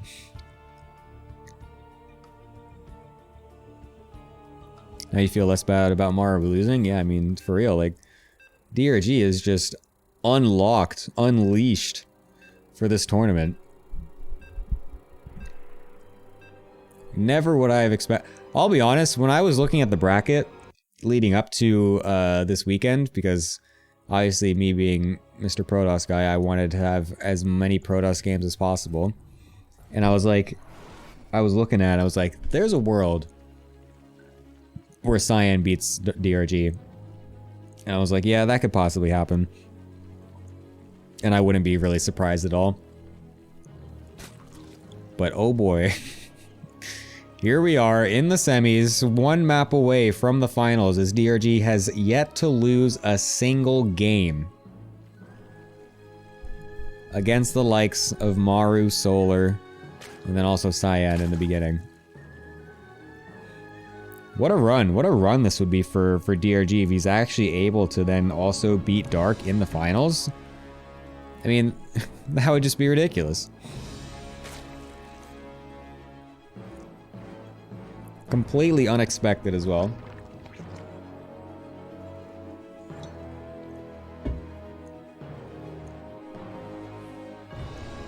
I honestly would have loved if DRG just came in swinging this third game with a 12 pool drone pull. That would be ice cold. Goes up 2-0 in solid in an initial all in, and then a second nice macro game, and then just break Solar's ankle with a 12 pool drone pull in the third and final game, and just send it off to the finals. That would just be so clutch, so clean. But it's just gonna be more of the same. Same openers for the two of them. No fancy shenanigans coming out for DRG. And while Solar usually is someone that will kind of pull out those cheeky early pool builds, I think when he's this far down in a series against someone that, to be all honest, he really shouldn't be, I think he's definitely going to be much less willing to go for that type of risk in this situation.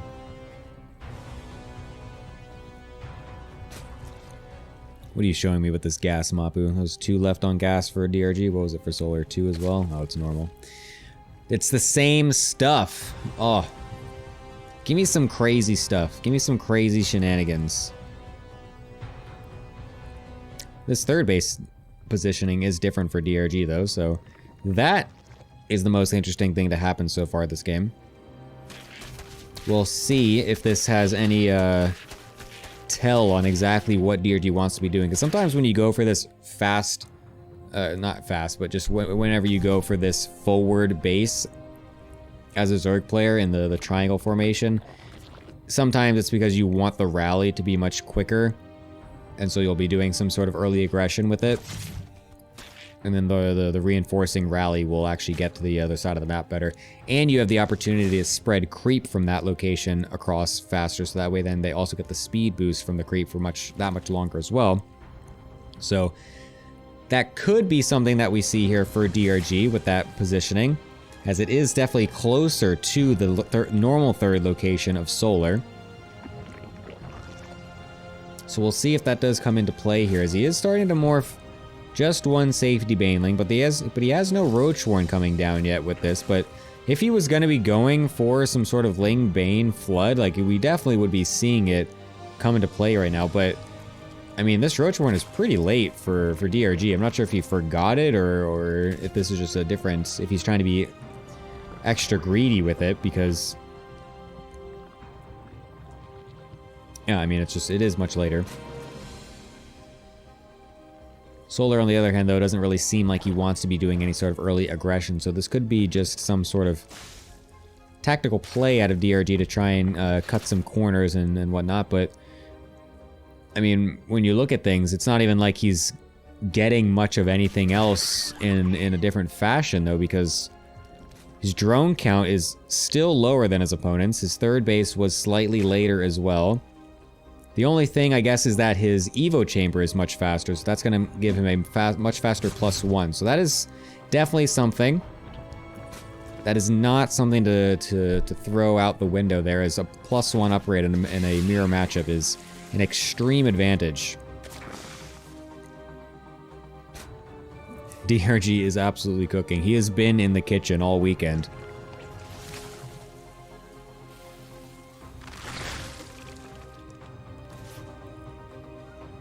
Solar made a couple of early roaches and stuff and kind of was threatening a push out, and DRG bit the bait a little bit there, as he wasn't exactly sure what was going to be following it up, as he was making that spine crawler in a bit of a panic, and will now actually be in a very rough spot, because behind this, Solar has just been making a ton of drones, and he's all the way up to 60 already, whereas DRG has halted at 45.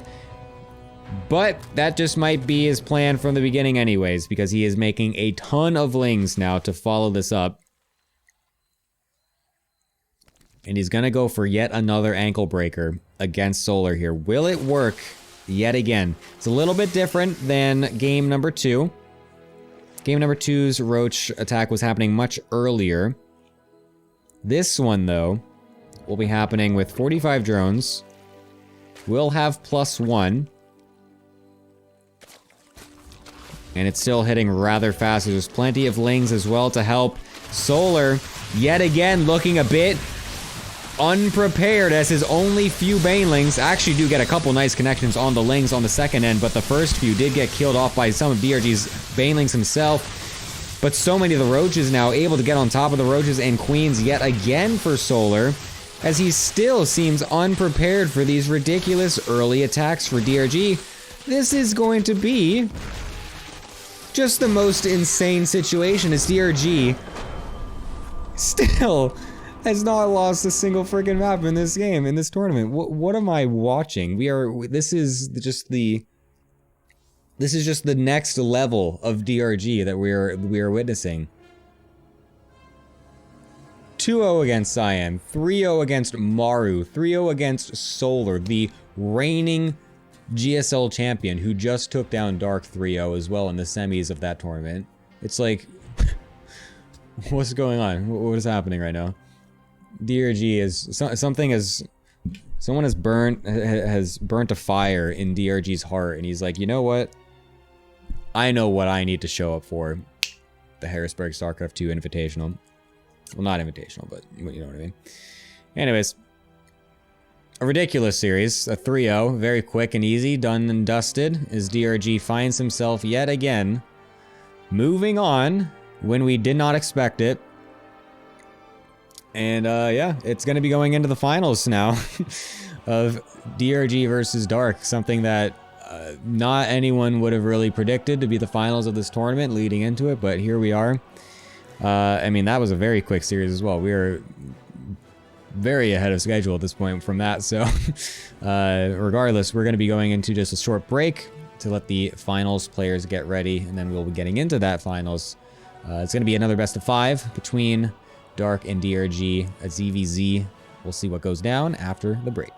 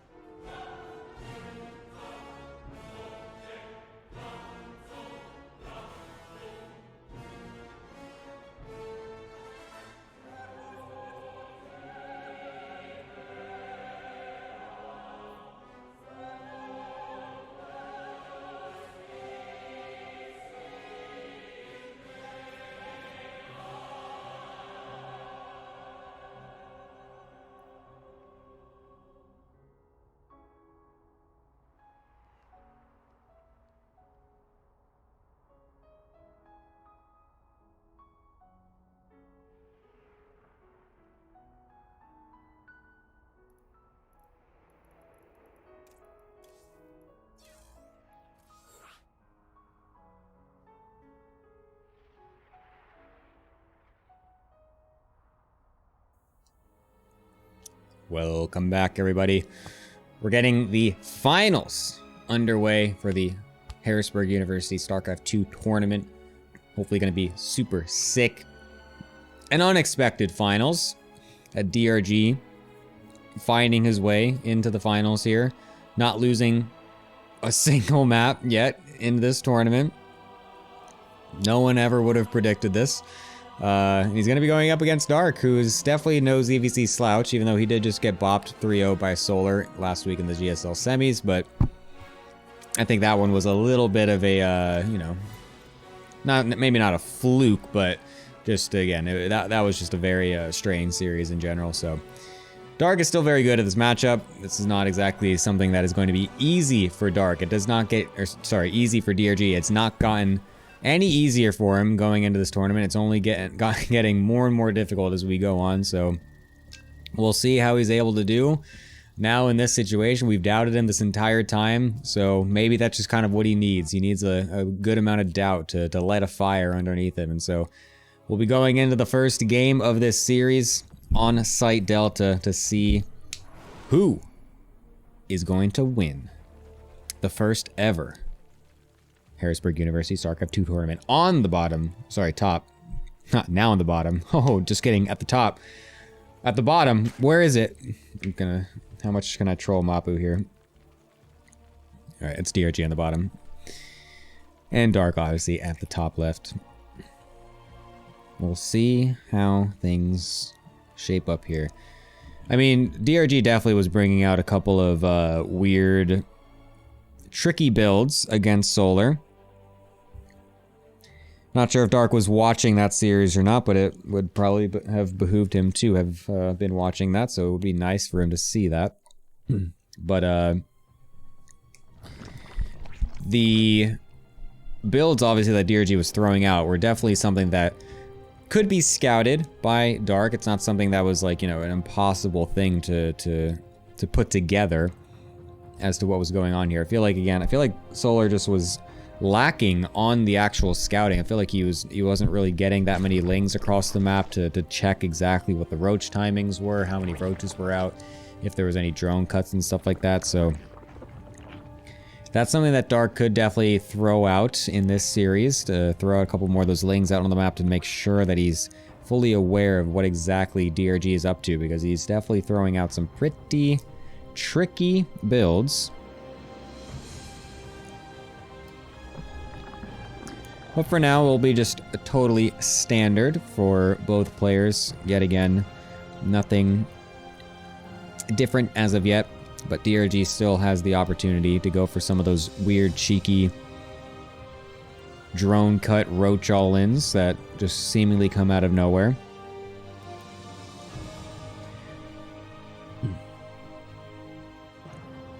Dark also someone, just like Solar though, who does love to go for some of those very early cheeky all-ins as well, going for the 12-pull drone pulls or any other early Ling Bane hyper-aggression builds, so it's definitely something to keep an eye out for Dark as well. It's definitely something that you kind of need to have in your arsenal as a top-tier ZVZ player. I feel like you always should have the potential to throw out one of those ridiculous builds, because they are something that, if you're not expecting it, if you don't have the correct response in your muscle memory, then you are just going to fall flat. And those builds are those are games that you can't afford to lose at this level of play. So they are a very good thing to have in your arsenal. Dark tries to get up, sees the Baneling nest. We'll be able to know that it is at the normal time for now, so that's nothing out of the ordinary for him. DRG also getting the exact same scout back on the other side of the map. We'll be able to confirm that as well. So now we have to see, does one player decide to go hard on the lings while the other player doesn't? For now, it looks like DRG is getting a couple more lings out than his opponent. We'll still get some more drones on top of it as well, but potentially, oh, yep, there's a big couple more as well coming out for DRG, so we might see a little bit of extra pressure coming out of him. We'll see if Dark is prepared for this, getting the Roach Warren down, still getting quite a few more drones himself, but also still supplementing it with the lings. But then DRG also does go back into some more drones himself too, so looks like it is going to just be some safety, more safety lings and whatnot out of DRG, so he baited me. He made me think that something cool was going to happen, but instead, it's just going to be more roaches.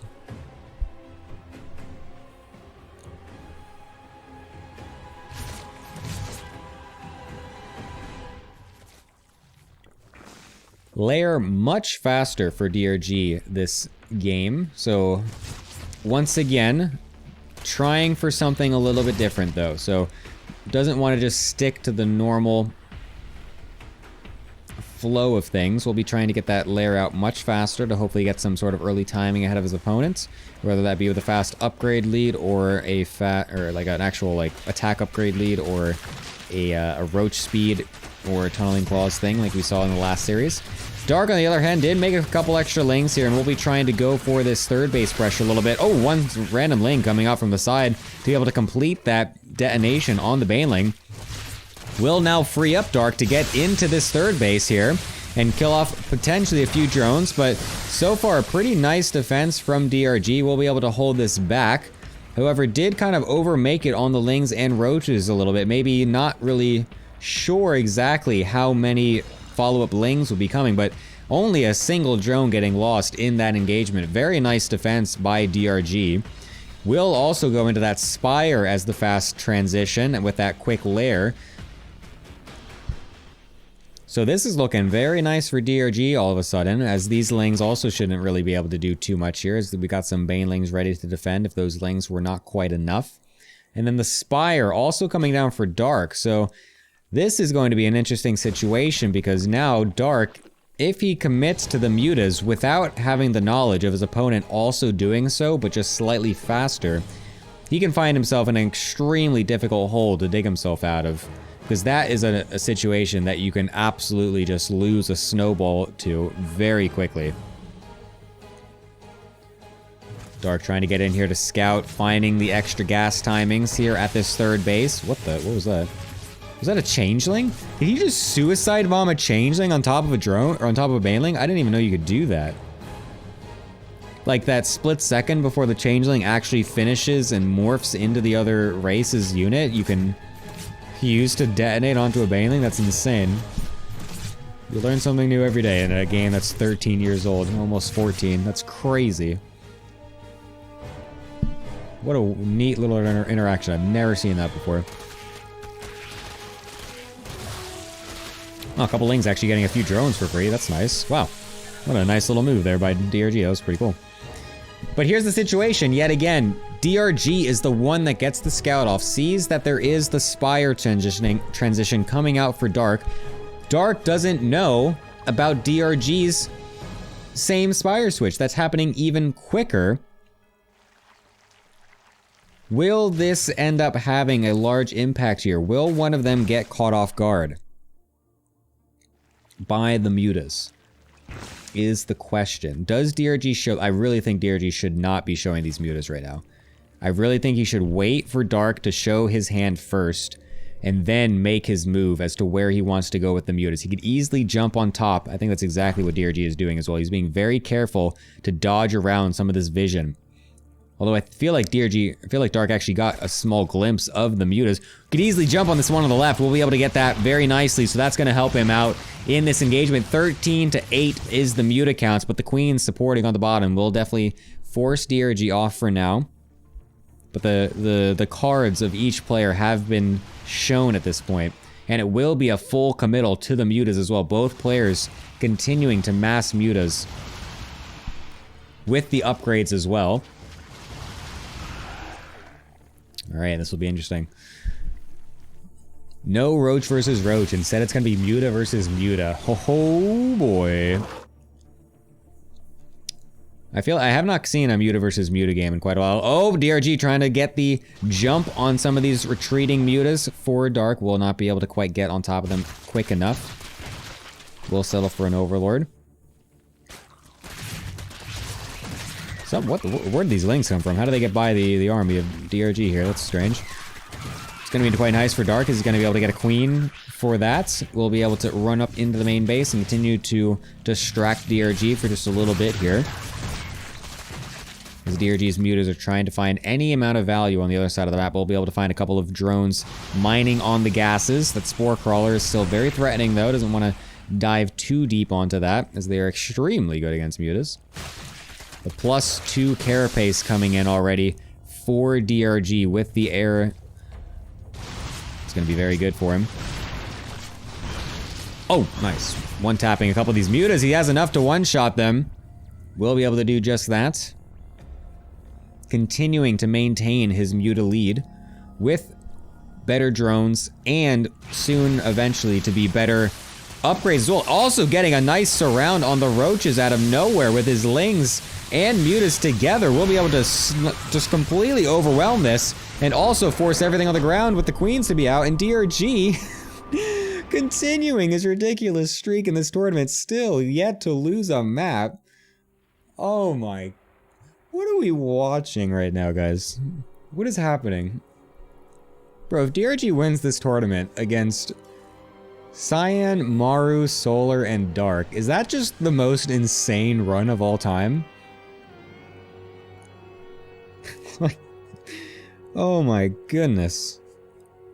It's not, oh, I don't know. What, this is insane. I mean, DRG is just finding so many of these incredible opportunities. He's so good at just finding these positions out on the map. This happened yesterday too against Maru, where he was really just capable of catching the armies as they were trying to move between different sides of the map and whatnot. He was able to pounce on top of them properly and really catch his opponent off guard. And I mean, that again right there is showcasing that for DRG as he gets on top of the roaches on the bottom, then allows himself to get on top of the queens as well to keep them from supporting Dark Zone mutas, and then just, I mean, the build itself for DRG just had the faster Spire transition in the first place. So DRG is just on top of the builds, getting these nice little edges and cutting corners where he feels is definitely necessary, and is you know, he's reaping the rewards from it. It's extremely good. Also, Mapu letting me know, of course, that the Carapace in Muta versus Muta is more important because it obviously helps versus the bounce damage as well. So just a better choice in general from DRG, whereas Dark did go for the attack upgrade first instead. So not sure if Dark's just dumb, or I don't know, he just made a mistake. Who knows? But he's definitely gonna have to find a way back into this as he is down 0-1 on the next map, Oceanborn. DRG continues his ridiculous Dark Horse run in this tournament. Looking like DRG of 2012 right now. Or 2011? What was his peak year? 2011, 2012? One of those two?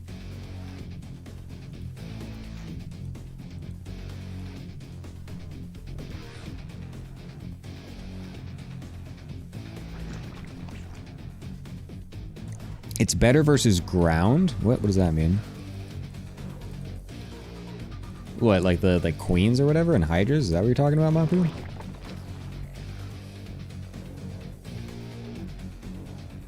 Oh, I'm sorry. Okay, I thought you meant the carapace. So I was like, what? Yeah, okay. Yeah, that makes so much more sense. Yeah, so yeah, Dark just really, again, just had no idea. DRG was the... I mean, even the last series has always been the one with the better scouting so far.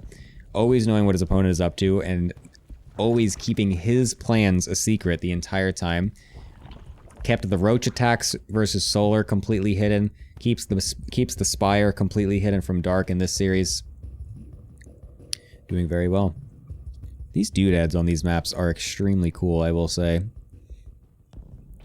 Something that I do love about all the new StarCraft 2 maps is that they are increasingly beautiful every time.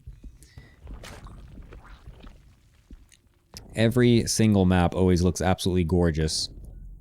It's always the worst. It's the most bittersweet feeling as well when I see a map that gets put into the map pool that has some like amazing, beautiful like tile set and it like just looks really cool. They got some nice doodads all over the place. And then I play on the map and it's just absolute trash. And I'm just like, God dang it, why did it have to be this one? Like, why couldn't it have been one of the other less appealing maps with this one? It looks so cool, but I just can't play on it for my absolute life. Oops.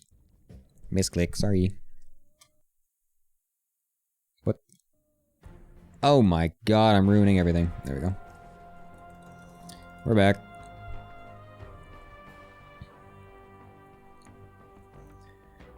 Alrighty. DRG, last series, on this map, same spawn as well on the bottom side, went for the same later third base against Solar. And this was the map that he went for the super fast Spire, or sorry, not the super fast Lair, I should say, for the fast Roach Speed and Tunneling Claw. And it's looking like he's going to do the exact same thing again. So, if Dark was paying any attention to the last series, which hopefully he was, he should know exactly what's coming here, because he gets the scout on the later third.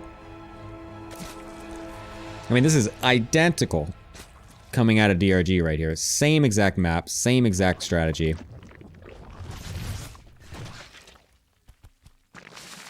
This could also just be something that DRG just feels comfortable with on this map, and not even necessarily something that needs to be hidden. And he's just like, yeah, no, I just like doing this build on this map. I don't really care if my opponent knows and can figure it out, even though it is obviously designed to look like a normal build, except for the fact that the third base is much later. But, yeah, I don't know, maybe he just thinks that this is just a solid build to go for. Queen's getting caught out at the front, though. We'll need to get the other ones helping to reinforce to be able to keep them alive, one of them dying. So already a better start here for Dark. But it is going to be a different switch up this time. So yes, this is what I was talking about. The first time I saw this, I was like, oh, this just looks like it's going to be a Nidus build, isn't it? But then he just made the third base anyways, and he just gets the Roach War, and it's totally normal. This time, though, alright, DRG.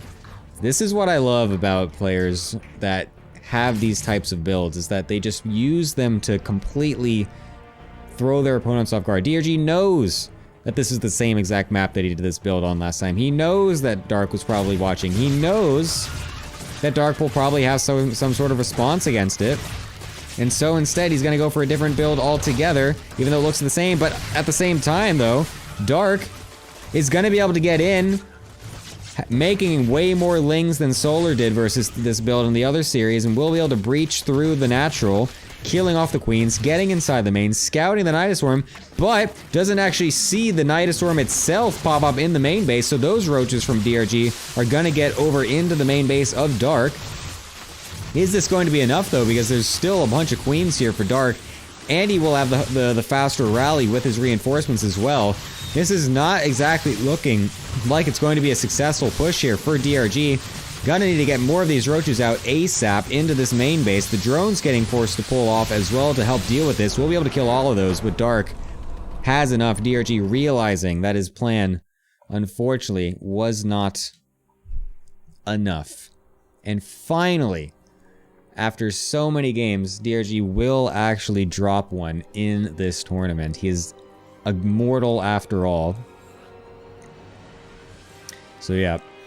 I like the idea, though. I really like the idea out of DRG. They're showing what was showing what was the same build, what it looked like from Dark's perspective, just like he did versus Solar on the same map, but then bringing out a slightly different alteration to it. Unfortunately for him, Dark was just too on top of it. He was way more active with the lings, constantly scouting to make sure that third base was actually getting taken by DRG. Noticed it wasn't. Noticed that he was using only a few queens to defend the front there. Realizing that there's probably some corners getting cut to go for some other type of tech. Able to break through the natural. Get the scout off. Prepare accordingly back at home. And get the dub.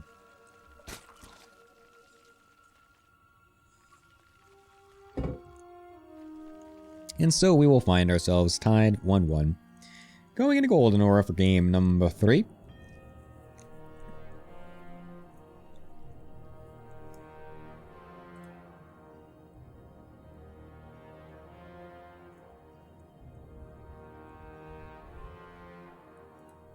Will we get some cheekiness? Thank you, Mapu, for showing yet some more very cool doodads on these beautiful new maps. Oh my god, it's an orange tree. Guys, it's a carrot that spawned leaves. Oh my god. Look at them, they're all over the place. There's a bunch of giant carrots with leaves everywhere. Incredible. The overlords will also come together at the middle of the map to form the beautiful bond. Oh, they just barely miss each other. Dang it, they don't go for the kiss. They saw each other coming up in front of each other like, ah, no, you're ugly. I don't like you. You're not my type. Turn away at the last second. So sad.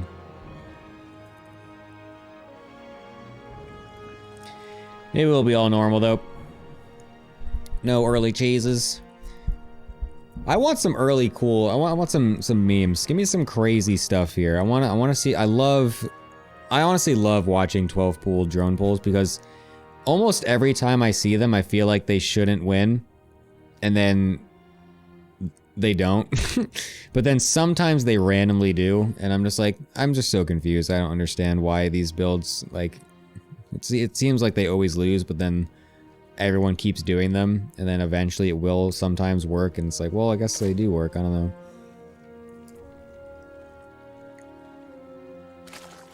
But they are very interesting. It was super crazy as well. Like I remember like a year ago or so, there was a big string of it where Solar and Dark kept doing it to each other back to back all the time in so many different series, and like at least 3 different times it ended in a draw. And it was just so ridiculous. So those games are definitely very fun to watch. As quick as they are. They're very intense, very interesting. You never really know exactly how it's going to end.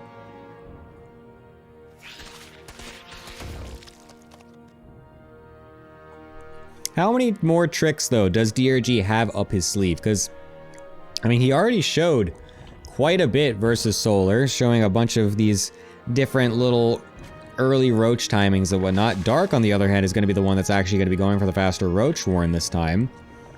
So Dark will be taking the memes back over to DRG's side this time. And now it's going to be up for DRG to be able to sniff this out and see what exactly is cooking in Dark's kitchen. As that Baneling nest will finish. But no Banelings will be made as of yet. It's going to be all roaches. 6 in total at the start here. 7 actually. DRG is none the wiser. Getting all his drones, getting his roach warren much later, but obviously this is the more normal time that you go for it in his EVZ. Oh my god, 38 drones to 26. Dark's only got 26 drones. Oh my god. Oh, he's got nothing economy-wise. Well, this actually is going to get scouted super fast because both the overlords for DRG are on the attack routes, so as far forward as possible, so he will get the maximum notice as to what's going on here, but it's still going to be a difficult defense here because he has been full on with the drone production up until this point. His roach warren just finished, so he will be able to get quite a few roaches of his own out already, but Dark is already hitting at the front door here at this third base. Will definitely be able to get a cancel on this, or a kill on it rather, for sure. Even the Banelings, though, getting a bit stuck out of position. Dark. Oh, what? Never mind.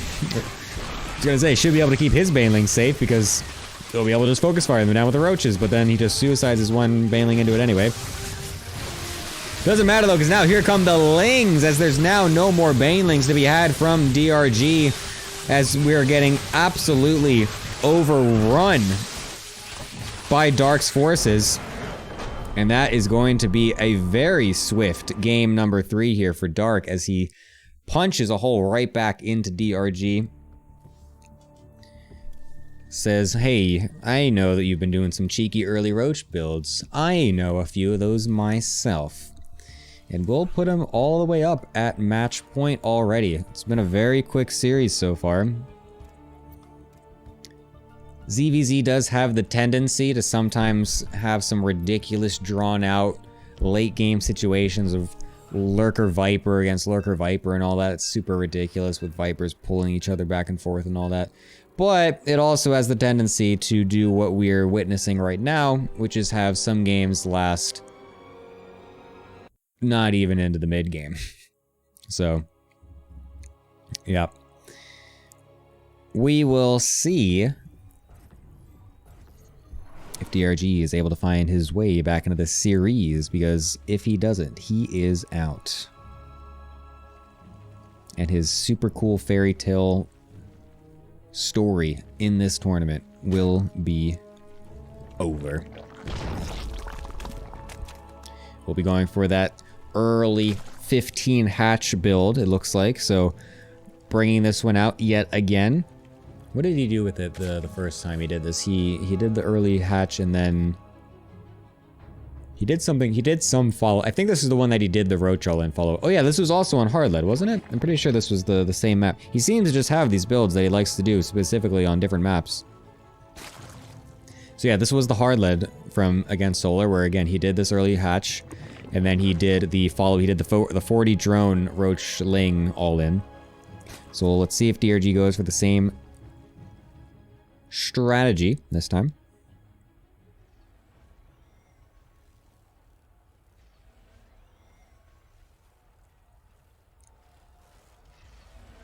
Oh my god, it's a cloaked Thor.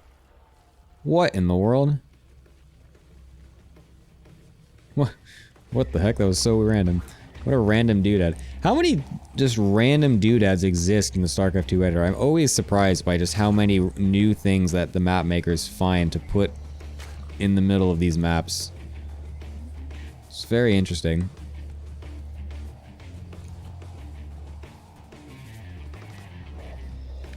The StarCraft 2 editor is actually just so insanely goated. It's ridiculous how much you can do with the editor in this game. It's honestly kind of sad too, because Blizzard did really fumble the early stages of the arcade scene in StarCraft 2, making it so difficult to like find open lobbies, and like the whole like publishing maps thing was like really awkward and like just not well done at first. So it's like we have so many cool and crazy maps that you can play on, and such powerful tools to make them with the editor, and unfortunately they're almost never played because it's just like the arcade scene is actually so much less compared to what it could have been if it was more well managed at the beginning. Are those like missiles in that thing? Is that like a nuclear silo? Seriously, I feel like every single time I see a new map in the map pool, I see new doodads that I've never seen before. There was what, Royal Blood from last season that had like carpets on the main and natural. Like, never had seen a single one of those before. Early Ling from Dark. We'll be able to get into the main of DRG here.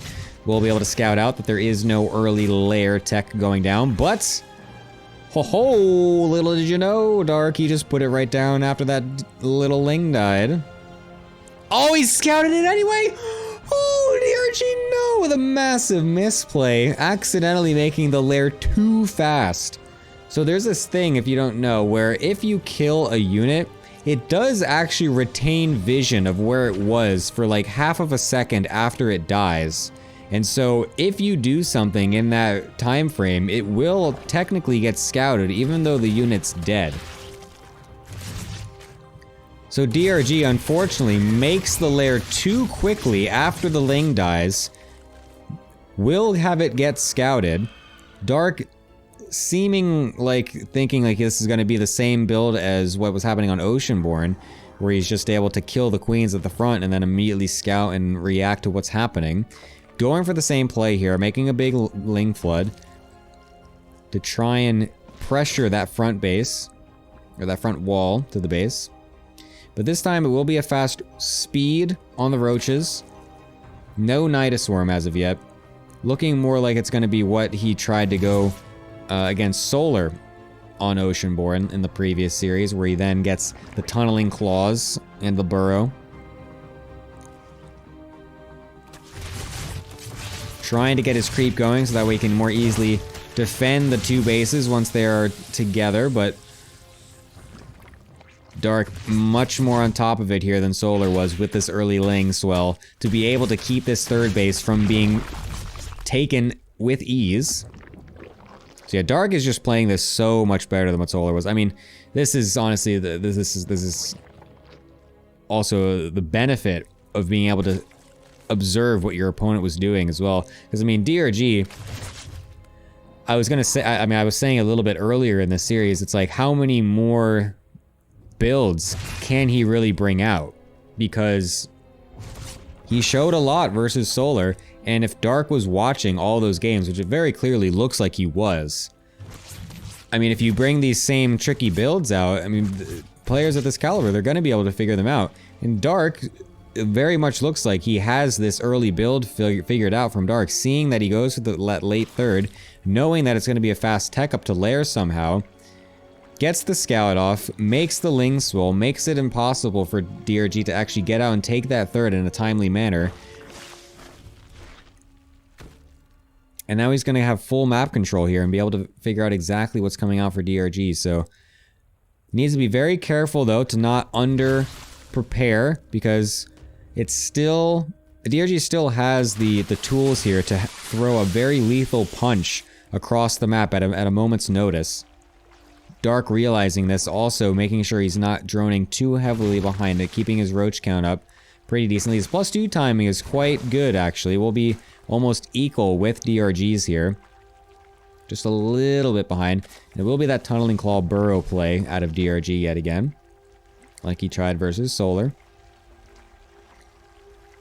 We'll see how much this can do this time. So, the versus Solar didn't actually do that much. It did a little bit. He did like one big play with the unburrow into the 2 mineral lines, while he then had his army trying to go cancel the 4th base. And it killed a few drones and it forced them off mining for a little bit, but I don't feel like that was really like a winning play or anything. It was just like a nice cute move, more or less. It was more that DRG had the instant scout on the Spire that was coming up and had the perfect defense against the mutas, and then was able to snowball that across the map with a huge Roach Hydra push when Solar wasn't prepared. So DRG definitely is going to have to find more avenues with these Tunneling Claw Roaches to find the damage and make some plays, because right now he's down 10 drones against an opponent who is not going for a risky tech choice of Mutalisks. And so going against someone also just spamming out Roach Ravager with also similar, actually soon to be better upgrades, because he's also got the 2nd Evo earlier than Solar did as well. So he's also going to be able to get the +1 Carapace in line, whereas Solar wasn't actually able to get that when DRG went for this strategy as well. This is not looking like the play for DRG. This is going to be very difficult for him to get on top of Dark's units here. He's not even tried to go for the Tunneling Claws thing at all. He's like literally just like, alright, screw that. I'm just going to try and bulldoze it down the center. His army definitely is quite larger at this point. He's definitely got way more Ravagers as well. And if Dark isn't careful, he's going to get hit by a lot of those bios. Trying to move back is Dark, successfully dodging a lot of those bios. Does start to take a few hits though. But now that the Roaches from DRG are gone, it means he's going to get on top of those squishy Ravagers. And that is going to be that. And with a very quick series to finish us off, Dark will be the champion of the Harrisburg University StarCraft 2 tournament. Congratulations over to Dark, as he's able to win that 3-1, getting a solid $1,500 for first place there. DRG with an incredible run, going all the way to the finals, not losing a single game until facing off against Dark here. But unfortunately, Dark is really just another beast, I guess, in some of these online tournaments. And so he will rack himself a very nice win there. DRG, though, very well played to him to get that far, and had some very great games previous in the previous rounds as well. So yeah, excellently done by Dark to close that all out. Unfortunately, the finals were you know, a bit quicker than maybe we expected to see there, but you know, it is what it is, as they say. Final boss always shows up. That is correct. Yes, Dark really is the final boss to a lot of these online events. It is very true. So yeah, I mean, well done to Dark. definitely some kind of, you know, that's definitely a prediction that I think a lot of people could have made going into this tournament, saying that, yeah, Dark, absolutely one of the favorites to take this one, especially once Maru lost out to DRG in the round of 8, so. Let's also not forget that this was also very close to Hero being in this position potentially, because he was very close to taking out Dark in the round of 8. He was definitely in a position to take a 3-1 and also then potentially also a 3-2 in the 5th game as well against Dark, but Dark keeping it clutch and able to bring it back versus Hero in that round of 8 to then propel him forward to today and then be able to actually take it. So, yeah, just another great congratulations over to Dark. I believe that's going to just kind of wrap things up here. We have not much else really to do here, so want to just, again, give a nice thanks over to the folks over at Harrisburg University for putting on this whole event. It's super sick. They have this whole esports department at their college that they have students going and enrolling in and learning about how to do all the different types of things within esports, getting hands-on opportunities with organizing tournaments, with doing casting and all that stuff. So that's what this tournament kind of is a little bit too. So some of you might be wondering where are the VODs for the round of 32, the round of 16. They didn't actually get casted because those are going to be getting casted by some of the students at the esports department as part of their coursework and whatnot. So pretty cool initiative by the Harrisburg University to be doing all this, and this is one of the tournaments that they have been doing as well to also get some more hands-on experience with some of these, you know, actual real esports events. So it's pretty cool what they're doing. So to give a nice thank you to them, it would be super sick if everyone does this cool survey over here. If you can do the QR code or just click the link in the chat, it would be super sick to give some feedback to the tournament and to let them know how everything was experienced going through everything. And yeah, hopefully we'll allow them to want to do more of these tournaments in the future, because getting more support for StarCraft is always super appreciated no matter where it may rear its head. So yeah, a big thank you over to Harrisburg University for putting all of this stuff on. It's been super fun to do these two broadcasts yesterday and today. Lots of cool games. And yeah. The jar jam, it's actually not a jar jam, it's actually a candle. I had it lit yesterday, and someone also made a funny comment about it yesterday. Yeah, I've had a couple funny comments about the candle on this stream before. It's very I love to see the chat try and react to everything. It's so funny.